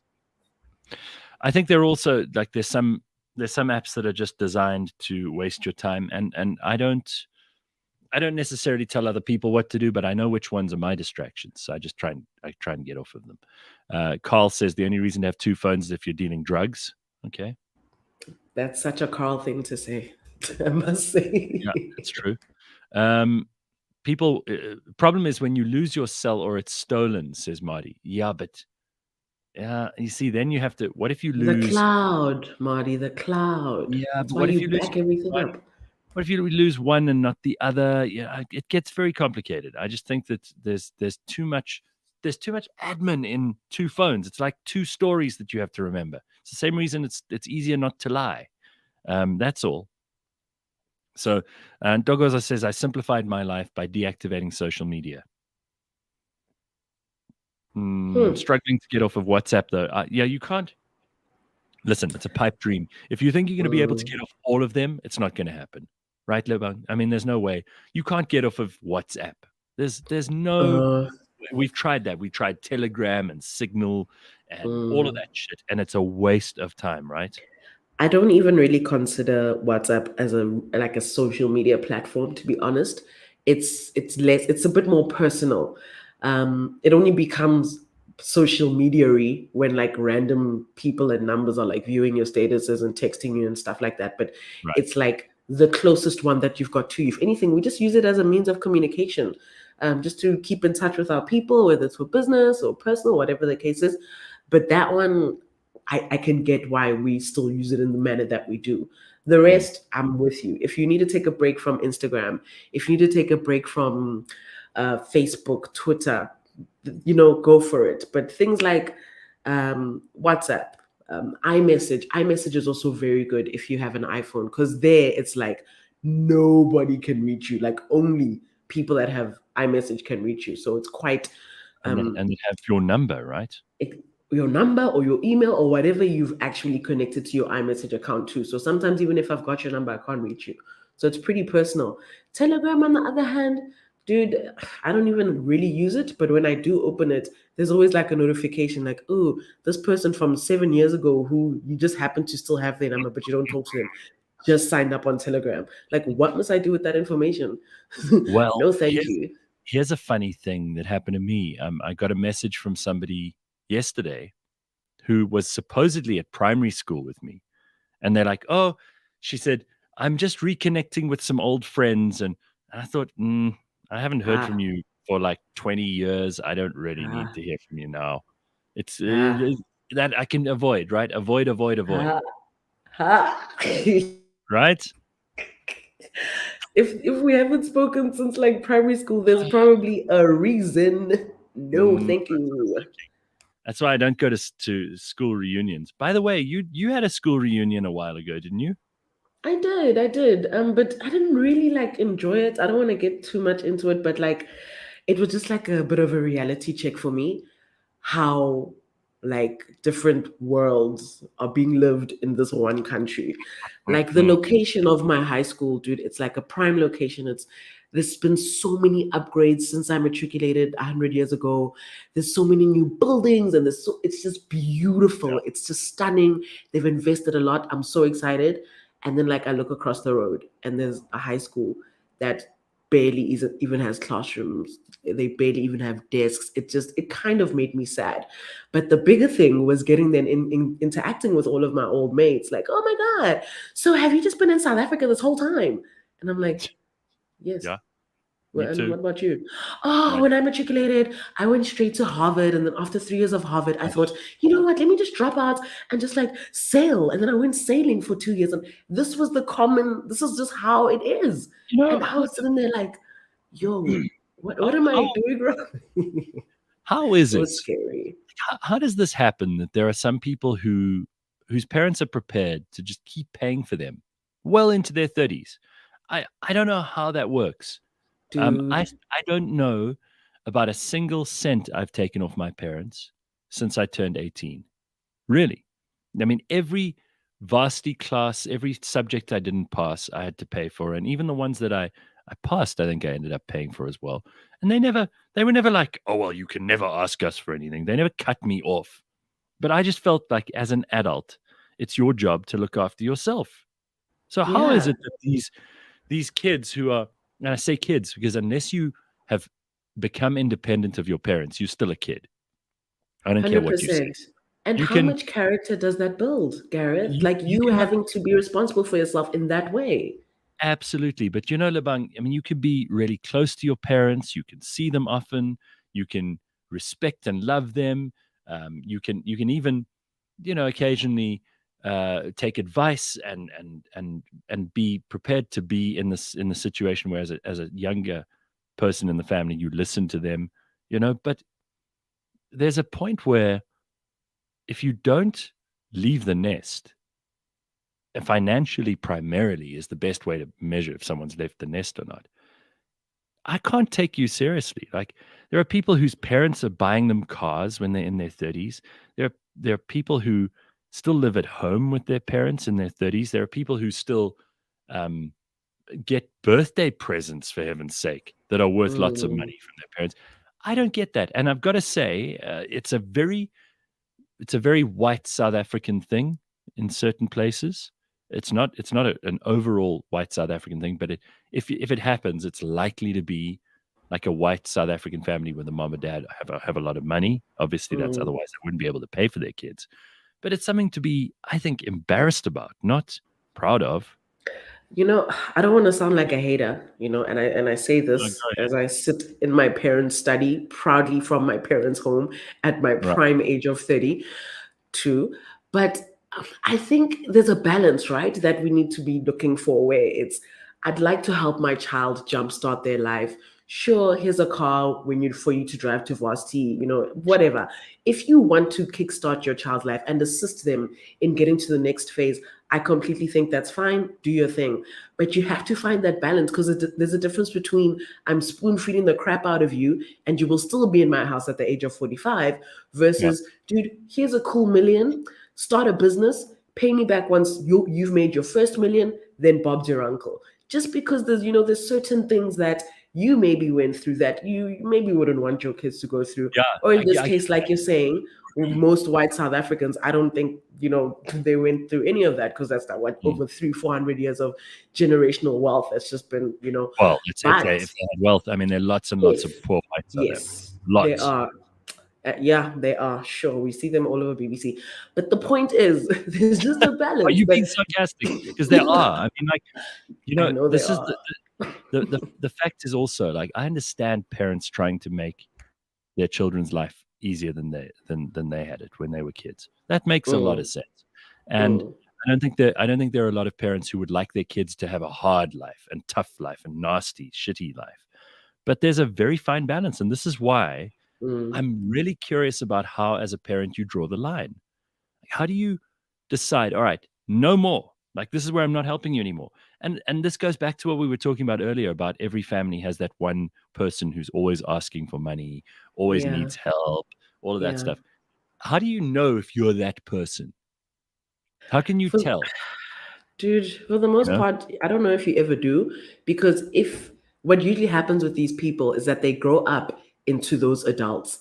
You get treated like this as a kid, and you get given everything, and you get coddled, and you get spoon fed to such an Mhm. extent that you turn 50 and you're still that guy. Yeah. You're that uncle or that aunt who just never got their shit together and is Right. still dependent on the one or two breadwinners in the family. And if you're lucky enough, your parents don't mind. So your parents will be like, it's fine. Yeah, continue. What they don't realize is that they're just enabling you to never be self-sustainable and self-sufficient. And you'll never actually crack out of that dome. And there's nothing worse than like a grown ass man or woman who behaves like that. Because they just become, there's other Yeah, mental things that are involved with that. definitely. But yeah, very unpleasant. So to answer your question, my high school reunion was a trip. It definitely was a trip. I was the only person who didn't leave the country at the tender age of 17 and a half, and boo-hoo on me. It was something else. But yeah, it is what it is. Okay, so a few things we've got to get to this morning, and something that's been coming up on the show a lot lately is NFTs, non-fungible tokens. We've spoken about this. We've even had some really smart people try to explain it to us, but I'll be the first to admit I don't know what the hell's going on here. Plus, when it comes to NFTs, so much of it makes no sense to me. And I wonder whether there's still a place for NFTs in an economy where people are really struggling at the moment, even in places like America, where a lot of people have made lots and lots of money over the last few years on the stock market, with Bitcoin, in property, in gold, or whatever else, that they would be now investing in NFTs seems like a dangerous gamble to me. Anyway, Kendall got in touch with us because Kendall was listening to the show, heard me talking about NFTs. I think we were talking about Madonna at that stage and the NFT that she just bought. And I mean, listen, if Madonna does something, it's usually because she's crying out for attention. So I'm not surprised that that one was suspicious. But Kendall thinks that we are way off with what the value of these NFTs is. It's something that he's become increasingly passionate about and can share his experience in investing in NFTs. And he believes that all of us can get a better view of what NFTs are. So let me welcome Kendall to the show. Hey, Kendall, nice to have you on. How are you? Hey, Gareth. Hey, Lebang. Good to have you on the show, man. Listen, Yeah, I'm sorry. thanks. I'm sorry when I talk about NFTs that I don't sound like I know what I'm talking about, but I'm also sorry that you are upset with me that I'm not particularly I'm not a big fan of these things. Maybe you can turn me around during this discussion. But just tell us a bit about yourself first, because it's always nice to meet people who listen to the show. Tell us where you come from, what you do. Yeah, so born and raised in South Africa. I moved to Canada about a year and a half ago. So based in Vancouver at the moment. So about 10:30 at night over here. How was that move, by the way? Because I've got friends who live in Vancouver and they're very, very happy, but it's a very different place, hey? And for many South Africans, it takes a lot of getting used to. Yeah, so I think the biggest thing for me in this move was the adjustment to the climate. We come from a warm weather climate, and this is obviously cold, as you know. Vancouver itself is much milder than the rest of the country, so the temperatures don't go as low and the temperatures don't go as high either. Last year was interesting because we actually got up to spots where there was about 37, 39 degrees Celsius, but that was an actual like this heat dome that had kind of settled over the greater Vancouver. But that doesn't happen often. So it's the milder side of the country. However, it does come with a lot of rain, much more than I'm used to. I never understood the physical impact something like weather could have on your body, and just your mood, your emotions in general. So there's the light that I'm actually using to shine. I don't have one of those ring lights. Is called a happy lamp. So that's for SAD, which is seasonal effectiveness disorder. And I actually had to get one of those to like fake sunlight for my eyes, because in the winter months, the sun comes up only at around 8 in the morning. It sets. It's like pitch dark by 5 p.m. already. So that's the most difficult thing. Other than that, look at Lebang's face. She's horrified. Yeah, I am. That does not sound pleasant. Kendal, come home. No, summer's beautiful. So to give you an idea, it's 10:30. It only really got dark about 25 minutes ago. So summer is amazing. It's really cool. The sun's up at like 4:45 in the morning, and it only sets way after 9 at night. So that you get a really long day in during summer. But yeah, I mean, for anyone who just thinks it's sunshine and roses, moving to a first world country, it's not. There's a lot of things that I really miss about South Africa, other than family and friends. That's the tough one. The first year is easy. You're kind of distracted because it's a new place and trying to meet people and get around and drive on the other side of the road. Are you married? Did you move over there with a job? No. So I own a consulting business back in South Africa. It's a CRM, an SAP CRM business. So we implement CRM solutions for large enterprise companies. And I moved over here first. My fiance followed. She actually just landed here a few weeks ago, pretty much permanently now for her as well. Okay. Obviously some visa stuff that needs to get sorted. But yeah, that's it. And I've kind of just on the topic of NFTs, I've dragged her into this. So she's becoming increasingly passionate about it as well, because she's the only one I get to speak to about it. So that's awesome, dude. All right, so let's get on to NFTs, because obviously you've been annoyed with what we've been saying about it, and I'm not going to claim to be any kind of expert here. So start us at the very beginning. I know what it stands for, non-fungible token. I know that it can be attached to a particular sequence of code. It can be attached to a particular item, which is digital, and that item will be assigned a value according to what kind of market forces are acting around it. Am I more or less correct there? Because that is the most detailed description I can give of what an NFT is, and I don't know any more than that. For the most part, you are correct. And I think money is often one of the first things people think about when they think about NFTs, because people speak about what CryptoPunks are worth, what Bored Apes are worth, those kind of things. And you hear those are ridiculous numbers. I mean, in the hundreds of thousands of US dollars, so millions in rands. But that's not all they're about. So I think just to start, you've pretty much given what the acronym stands for. And I think just the fact that you can say that makes you sound more intelligent than most people. If you just drop non-fungible in a conversation, because most people don't know what that means, you're already 3 steps ahead. But at its base, don't worry too much. And I don't think people should get too caught up on that part of it. But basically, Lebang, I think you were saying, explain it as if you're a child. So it's digital proof of ownership. And I'm going to repeat probably a lot of what I think your guest back in Feb had spoken about. So it's digital proof of ownership on a decentralized ledger, basically. So if you think of a ledger in a little business, that's an accounting ledger, is where entries are taken and recorded. But the difference is with the difference of the decentralized ledger is that no one can go in there and just change the values themselves. So if you think like your accountant in your little business could come along and change the values, and you can fudge the numbers a little bit.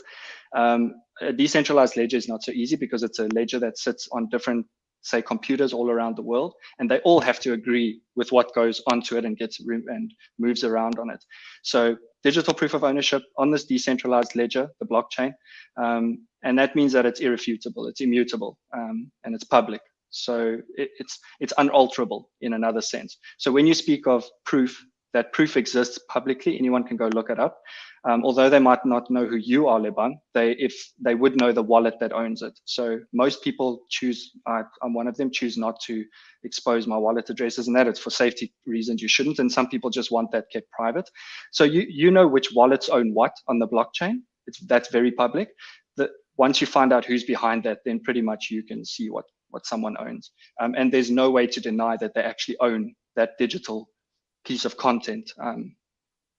All right, but a lot of people say, and I hate to be the guy who quotes a lot of people like Donald Trump used to do. A lot of people are saying this is very good. So a lot of people are saying that all you have to do is screenshot the stupid fucking Bored Ape, and then you own it as well. Yeah. Okay, yeah. So that one comes up a lot, and I think that's again just because of what's mostly put in front of us when it comes to NFTs. But NFTs are a lot more than just those profile pictures. So PFP, profile picture NFTs, are a big thing. That's kind of like a flex one. So there's some people who consider it art. Others, it's just about flexing. It's like you said before, is wearing a Rolex or having a Lamborghini. Except in this case, there's a very limited number of them, and it's all about the ownership. So those have numbers, and sometimes you would just see by the number that someone might put on their Twitter username, you know that they're Bored Ape number 4458 or something like that, and that's like a flex. But it goes much deeper than that. And I think maybe one of the first things that you need to address when you're talking about NFTs is the actual utility. And the reason I say that is because the point you just brought up, for most people, NFTs don't have utility. It's a picture that someone uses to flex on the internet for how much money they spent on this profile picture. And that's not really what it's about. That's just a surface level thing. Already I'm seeing like flexing is like such a stupid internet thing, but I do kind of get, you've explained something to me. This is valuable. So it would be like me taking a picture of myself next to someone else's Ferrari, as opposed to me actually owning the Ferrari myself. Except now you can prove that you own that Ferrari. And this is useful because a lot of people who drive Ferraris don't own them. The bank owns them. But in this case, if you own that NFT, everyone can see that you own it. So isn't it just another way? Isn't it just another way for rich people to try to outdo other rich people? Partly, and I think that's why the celebrities get into it, because I think there's very few. Other than Snoop Dogg, I think Snoop Dogg knows what he's doing. I've watched some of the stuff that he speaks about and the things he's getting involved in. Kanye West is starting to move in that direction as well. I think he really understands it. He just hasn't launched anything yet because he wants to do it at his own pace. But I think most celebrities, it's a flex, and that's all it's about, what you just mentioned. All right. So it's becoming a little bit clearer to me. I can give you some more examples if you want. If we talk about some examples of utility, that would give you a better idea of what these things are about. So tell us about utility, but also tell us about what you've invested and what you own and why you decided that was a good investment, because you are putting money into this. So in other words, it is a way for you to invest your money. You might not keep these NFTs. You might want to sell them on to someone else. And also give us an indication of what's happened to the price of NFTs, the NFT market in general over the last little while. I suspect it's gone up and down a little bit. And I suppose in the last bit more down than up. Yeah. Okay, so I was going to quickly ask you, can I share a PowerPoint presentation on here? If I share my screen. So I'm no death by PowerPoint, I promise that. I just want to show you some images of... No. Let's go. Let's go. We're open-minded. Right, Lebang? We can handle this. So come as you are, Kendal. Come as you are. There we go. Lebang, come as you are. I almost came with my fiance's extensions because it sounded like you thought I'm a female. So. Well, when I hear the name Kendal, I automatically kind of think, I'm sure that happens a lot. I blame my mother for that. And she not only gave me a female name, she also removed one of the L's. So I constantly have to tell people I'm male and my name only has one L. Kendal. Okay. So, Kendal. Try and share this. Let's see if it'll work. Go for it. Okay. No, so I don't have my permission I don't have my permission set up. I can figure that out while we're talking. So I'll give you an idea. I'll name some of them that I'm invested in. So one of the recent ones that I did, and I won't share all of them because there is an element of not wanting certain images that I might bring up. I don't want people to know I own those. Why is it? Is it because they're rude or because they're very expensive? No, so no, they're not the Madonna ones. They're expensive, but also I just choose to keep that stuff private. For him, it's not about flexing, Gareth. He's actually doing this for the right reasons. Yeah. All right. Yeah. So, okay, so I'm not able to share at the moment, but I'll talk you through some of them. So there's two different chains that I purchase NFTs on. One of them is the Cardano blockchain, which you know is ADA or Cardano. You've probably heard of that through the guys from Revit. Yes. So they've got an NFT blockchain where you can mint and where metaverses and that kind of thing are built, and where guys do art, all sorts of NFTs. The main one is the Ethereum blockchain, and that's the most common one where most of the NFTs you see are present and where they live. I've got the Cardano one that I have is a metaverse called Cornicopius, and I've got what you call a bubble jet and a javelin. Those are two little like vehicles that you can imagine you fly through space with them. And the reason I purchased those was not only because they're rare, but when the game gets launched, or this metaverse, it's game/metaverse.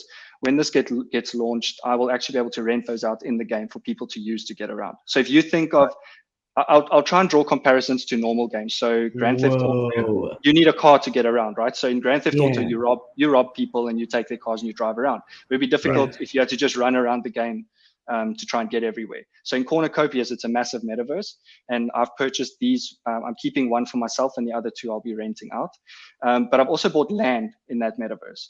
So I actually this weekend I minted my land, which minting means when they launch the NFT. You go and maybe if you're lucky, you get thrown in a queue, and minting is usually a big mess and there's often high gas fees involved. But if you can grab it there, that's usually the cheapest price you'll get it at is the mint price. And often what guys will do is they'll throw that onto a secondary market immediately, raise the price. And that's when they make money there. That's just NFT flipping. I've chosen not to do the flipping. So I actually want to hold the land. And I was lucky enough, NFTs often, there'll be a limited number, but there'll also be within that limited number, there'll be a range of rarities. So there'll be common, uncommon, rare, legendary, mythic in this case. I minted a legendary, it's pure luck. The whole thing is luck. So yeah, I was lucky enough to mint a legendary piece of land. I will be buying more land soon because I understand the patterns of how these things work, and I know the price will drop a little. Just hold on a second. Sorry. You're gonna have to interrupt me to stop me because I'll go on a tangent. I get all right. So I get this in a very oh god, this almost hurts my brain. All right, so you buy land in the real world. You have to have a title deed to prove that you own the land. Okay, and then everybody knows you own the land. They can go and look it up on the central registry, and they can see that piece of land is owned by Kendal. Now, if you buy this in the virtual world, and let's say, I mean, in the virtual world, you don't have issues around fencing because your land is demarcated X, Y, and Z. It's very clearly delineated on the blockchain. Everybody knows you have it. But what's to stop people from constantly adding land? If it's a virtual world, then land can just be added and added and added. You don't need the size of the planet to be a limit on that. No? Why do you say no? No, so this is why I fell in love with NFTs. So when I started out in crypto, and then I kept on hearing about these NFTs and things, so I started doing a bit of homework, and then I heard they all run by this underlying technology on the blockchain called smart contracts. And you can actually go, again, smart contracts are public. So you can actually go look at the contract and you can check if those developers have built something like that in, and they usually won't. But those contracts are publicly available for you to check that. And it's pretty much a rule in the metaverse space, unless for a specific reason, not to mint more land once you've done it, or to be very clear in your roadmap as to why you would create more land later on. There might be a different utility or an expansion of that metaverse, but there will be, often they'll have like a world or this metaverse that has different areas, and there'll be reasons why you want to buy in a specific area. So they may release more land later on, but it'll be for a reason. So you might move there, or you might keep yours for a reason. It won't necessarily devalue it. Can I just say, I am so impressed, because this to me sounds as though there's some sort of like purpose behind, even investing in any sort of NFT versus really the flashy and the hype and the, oh, look at me, I'm so cool, bro. This actually sounds like there's some sort of thing going Yes, on. I mean, they're if I okay. can say, Gareth, if I can say in my lifetime that I own the land, it doesn't matter which land, but I own the land, brother. I own the land. That's all you need to know. Sure, it's virtual land, but it's land nonetheless. Exactly. So, and that's the thing. So here I'm going to take the beginning of the conversation and merge it into this. So here's where they cross. If you take what land or homes, apartments, anything cost in South Africa, I live in Vancouver, add a 0 and change the R to a $sign. I'm not joking. Like, you can go Google it. That's not an exaggeration. So if you think of an apartment as R1 million in South Africa, it's about $1 million here. So I decided, okay, over here, that's right now is not an option for me for investment. So let me go to metaverse land. I can see the value in it. I can see the market. But you can't live in metaverse land. You can't get into an apartment there and your rent is paid because you own the land. You still have to pay rent in the real world, and that's got to kill you because you own this piece of metaverse land. You can't farm it. Not if I generate money. I can. You can't put your lame uncle on there to look after it while you're not around. You can't build a house on there. Okay. And but you can, but you can't live in it. Yeah. Okay. So let's use an example. One of the most common ones that you might have heard of is the sandbox, right? So the sandbox pretty much looks like now the game's name slipped my mind. That pixelated Roblox. Not Roblox. Not Roblox, but Minecraft. Minecraft. It looks very much like Minecraft, right? So there's a lot of big names that are bought into the sandbox: Adidas, Nike, Artifact, who was also purchased by Nike, Snoop Dogg, Atari, who used to make games. So there's a lot of names I can list down for you that are bought in the sandbox. And what they'll do is they'll buy up land, and then they'll create virtual experiences that you can go to. So if you think Snoop Dogg, for example, could buy a piece of land, build a virtual stadium, sell an NFT, which is a ticket. People come to that stadium virtually through their machines, and they watch this concert live. So they've paid for that. They've paid for entry. Let's say I own that land, and there's no way for him to build or to do that show. I could rent my land to him, and he'd have to pay me to use that. There's guys that have built and I don't know if it's sandbox specifically, but guys that have built little museums, and they put their NFTs into that museum to display them, and people can pay a little surcharge just to walk in and go look around. There's people who've bought pieces of land inside metaverses, and then they'll build a gaming arena, and they'll actually code or develop their own game that you can go play in that area in that metaverse. And so that's how you can generate revenue through that. It goes as far as there's a soccer game, I think it's called Monkey Ball, where they'll actually, part of the land parcels that you can buy, ones that you can build stadiums on, and people can not only pay to come watch, but they can come and pay and gamble and bet on the games and the outcomes of those games in the metaverse. So there are huge, there's real world economies are now being shifted into the metaverse, just in a digital format. The beauty of it, though, is also, if you think of, Gareth, if you had to buy a piece of land, that process of transferring that land from the previous owner to you takes what, about 3 months? I think it's a 12-week process. In the metaverse, it's instant. It's instant. That ownership, it takes a couple of seconds and a minimal gas fee. I did send the slide deck through to you, Gareth. So I saw Lebang ask for it. So I don't know if you could pull that up. Maybe you can share it. So we can take a look at a couple of those, and I can just give you some examples. You're dealing with someone. Please, you're trying to explain NFTs to me, and I can't even open up a PowerPoint presentation. While you do that, maybe I'll go ahead. You want to hear something embarrassing? I've never even learned to use Excel, and I think Excel is something everybody in the world except me can use. So Gareth tweets from his laptop. So let's like this is the guy we're talking to. Kendal, I think this is dope.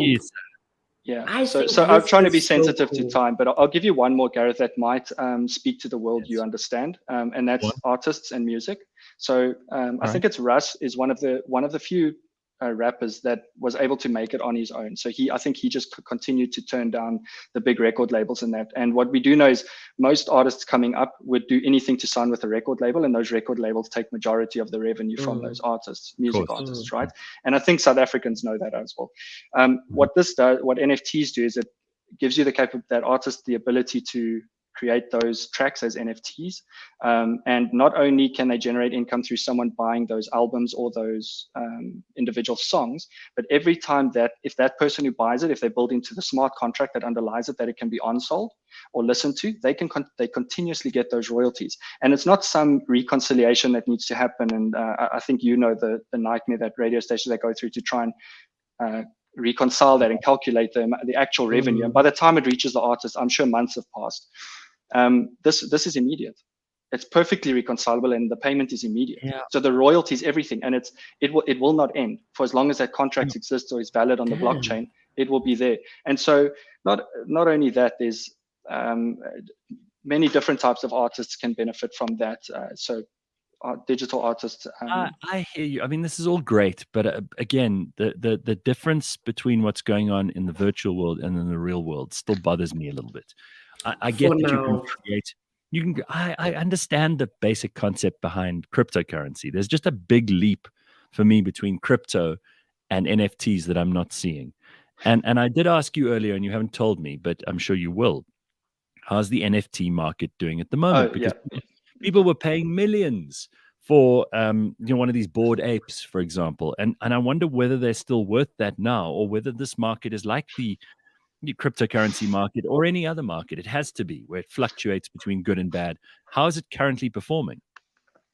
So this is my experience, is that there has been a slight dip, but that's because liquidity gets drained from the markets.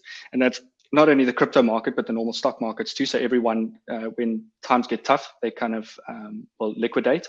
So they'll get out of these digital assets and stocks and cryptocurrencies so that they can keep the cash. However, NFTs seem to decouple every now and then from the crypto markets. So where we've seen, and I think as recently as 2-3 weeks ago, where we saw us go into quite a dip in the NFT in the crypto market, NFTs were shooting through the roof. So there's a clear shift and a decoupling of actual money being spent in the NFT space versus on crypto. Obviously, you need crypto to get into NFTs. And so often what I see happening now is ETH's price, for example, where it was sitting at about $2,800, $3,000 not too long ago, is now sitting at about $1,000, just under $1,800, I think, when I last checked this evening, my evening. And what does that do? That all of a sudden makes it very accessible for you to get into the NFTs that you want to get into, because now ETH is affordable. How do I look that up? How do I look up the value of the NFT market right now? How do I look up the value of any individual NFT? You say it's all on the blockchain. OpenSea.io. So if you go to OpenSea.io, that is the biggest platform. There are other NFT platforms, LooksRare, Rarity, I think .com or Rarity.io. You got to be careful that you don't end up on the wrong side, because there are a lot of scams going on. But OpenSea.io they're the Coca-Cola of the NFT marketplaces. All right. So a few questions from people who are listening here. Lebang's going to see if she can load those images for us, because she's the only one smart enough in this conversation to be able to get it right, clearly. Gary says, is there an EFF NFT? I want to take back the land. So if you buy the land, is the EFF I'd love to see that. I'd love to see it too. Sivan wants to know, how do you remove virtual squatters? Has that ever been a problem? So I haven't had that issue for the land that I own. I haven't had that issue. No. So I don't know what the answer is. But there is discussion around what do you do for virtual damage, and can that be claimed from insurances and that. So those conversations are happening. All right. Then how about this one? The NFT museums are awesome, from EP47. He says, but looks tough to create. People put a lot of effort into it. Great space for graphic designers. Beautiful example. Graphic designers. So a guy goes full time to his job. He comes home in the evening. He's a graphic designer. He wants to have a side hustle. He goes into the sandbox, for example. If he's good at designing, he can design, I don't know, the little swords that the guys run around with, or trees, or little walls, or gates. And so guys who are in the sandbox building houses and putting a fence around the house, they buy from him because he supplies the little pretty gates that they design, or the trees, or the things the guy will put in the garden. Clothes. All right. Yeah. Okay. Let me just see here what else is going on in the comments. Cindy's just letting us know she's on a tropical island in the real world at the moment. Love the show always, no matter where in the world I am. Okay, thanks, Cindy. And now we're all jealous. That's great.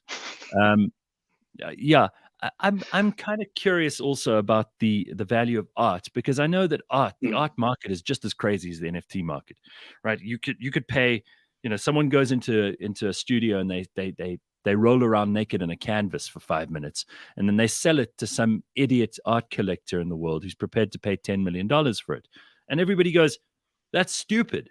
but that's what's actually happening in the world. And maybe, as we discussed yesterday on Collectomania, maybe this is a way for people who've got lots and lots of money to park it and to get it away from tax authorities. Is there a huge pull for people who don't want the tax authorities to find out about it to invest in NFTs? Are there tax regulations around NFTs yet? Yeah, there are. So I don't think in South Africa, but I do know that in the US, they're clamping down on it quite significantly. In Canada as well, here where I am. So we definitely need to watch that. So they consider capital gains. I think NFTs fall under capital gains. I think crypto also capital gains. I can't remember, but yeah, they definitely get taxed. Art as such, and the argument of laundering money and trying to hide that kind of thing through those.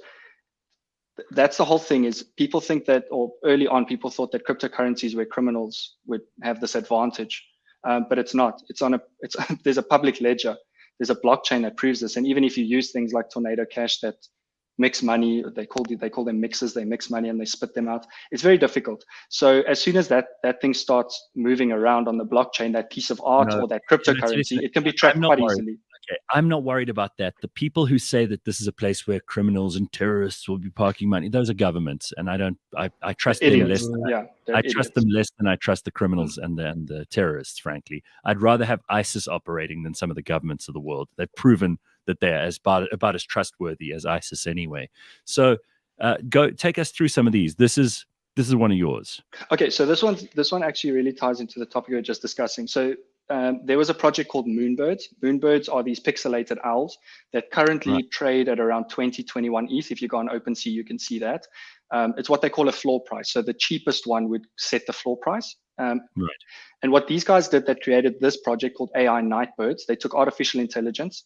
They did what you call a derivative project. So they took the pixelated versions of the Moonbirds and they put it into a program. And they said to this program, I think you'll see on the screen there, you can see there's like trees and a little house on the top on the one ear and looks like people. Yeah. So AI generated this image. So this is artificial intelligence that generated this image. So they put in the picture, they said, here, base it on this, use these kind of attributes, sticks and twigs and trees and clouds and buildings, creepy looking buildings, and try and match this picture that we've given you. And the artificial intelligence generated this art. That's cool. That's beautiful. Cool. So I mean, that's the kind of thing I think a lot of people would like. What are these? Okay, so I'm going to try to run through this quickly. These are lunatics, lunar as in moon, lunar ticks. The guys that there's two guys that teamed up. One of them he writes scripts for things like NCIS and King of Queens and those, and the other guy is the guy who did the art for The Simpsons and Futurama. They did this. I own these three because they're actually releasing a new TV series, and that is called The Lunatics, and it's about little some space trip that they'd done, that the US had done, and gone and got moon rocks, and then they handed out all over, and then later found that these moon rocks contained these little lunatics, and their goal is just to get back to the moon, but they mess it up the entire time. So they're actually going to release something like an animated series on TV, and I think I've heard them swearing, so it's going to be rated. But yeah, basically, and you can imagine it's the guys that did The Simpsons and Futurama, so you can know the sense of humor. That you'll know, it's going to be that kind of sense of humor. So that's why I bought into this, because I now own a piece of that series that will be launched.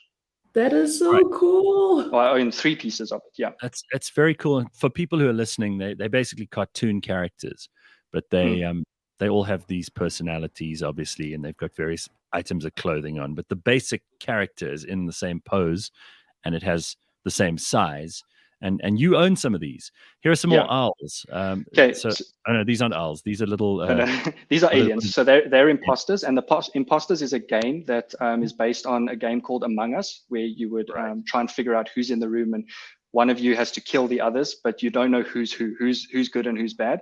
So they've done this, but they've also integrated a metaverse into it. So I own the alien on the right with the trippy skin. There's less than, I own one of these, which of these there's less than 100. How many are there? There's 10,000, just over 10,000 in total. There's less than 100 that have this skin. So to give you an idea, I'll share the numbers on this one. I purchased this one for about $2,000, and within less than a week, I was offered $11,000 for him. Damn. Wow. That's about 160,000 Rand that someone was willing to pay for him. The one on the left, there's only 10 of these, right? That's not mine. I just use this as an example to show you rarity. There's less than 10 of these, and some of them already have offers on them for 60 plus ETH. And you imagine that. So multiply 60 ETH by $2,000 and then convert that to rands. It's scary.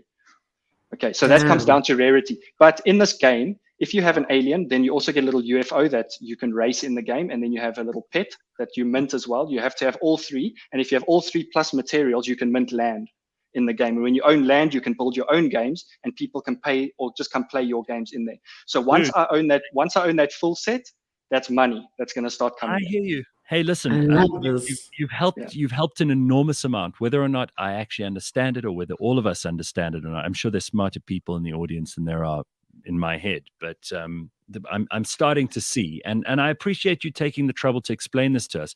I also think that one day when you are exceedingly rich and you and you've sold off some of these, or maybe you've bought a whole lot more and you have a portfolio of these NFTs that is world famous, you'll be saying to us, I told you so. So this is our chance to kind of understand a little bit while we're still in the beginning stages of this.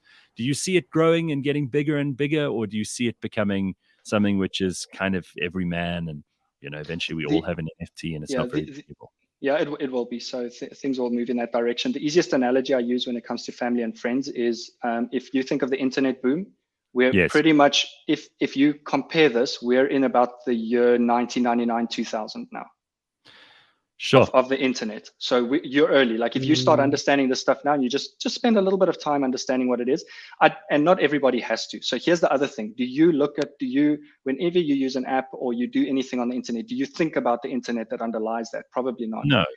So eventually the same will happen. The blockchain, it's cool terminology, NFTs. Eventually it'll just be an underlying technology for everything that we do. You won't even pay attention to it. You don't send a tweet and think, oh, amazing, that was the internet that just did that. You won't care about that. That proof of ownership, you're not going to sit and think, oh, the blockchain did that. I think it'll just be an underlying technology. No, I like it. So Angus says, is he speaking Klingon? Keenan says, I understand even less about this Gen Z bullshit. So there are obviously people who don't get it at all. So it means we have to do it again, Gareth. We'll have to do it again. You're not going to win us all, Kendal, but I appreciate you talking to us. And I also appreciate it because it's late at night over there at the moment. So it's nice to hear from you from Vancouver. I hope we'll talk to you again soon. And thanks again, dude. Thanks, Kendal. Awesome. Bye. Very dope. Okay. Very cool. Yeah. Nice. Cheers to all the listeners. Cheers, everybody. All right, we're done for this morning. Money, baby. Oh, I can see Lebang going off and buying a whole bunch of NFTs now. Bro, he said he had me at land. He had me at land, bro. I was like, what? I can get the land. I'm going. Exactly. The money she's going to win at that voiceover competition, she's going to put into NFTs rather than nappies. So who needs nappies anyway? I know, just children. All right, cheers. We'll see you tomorrow morning.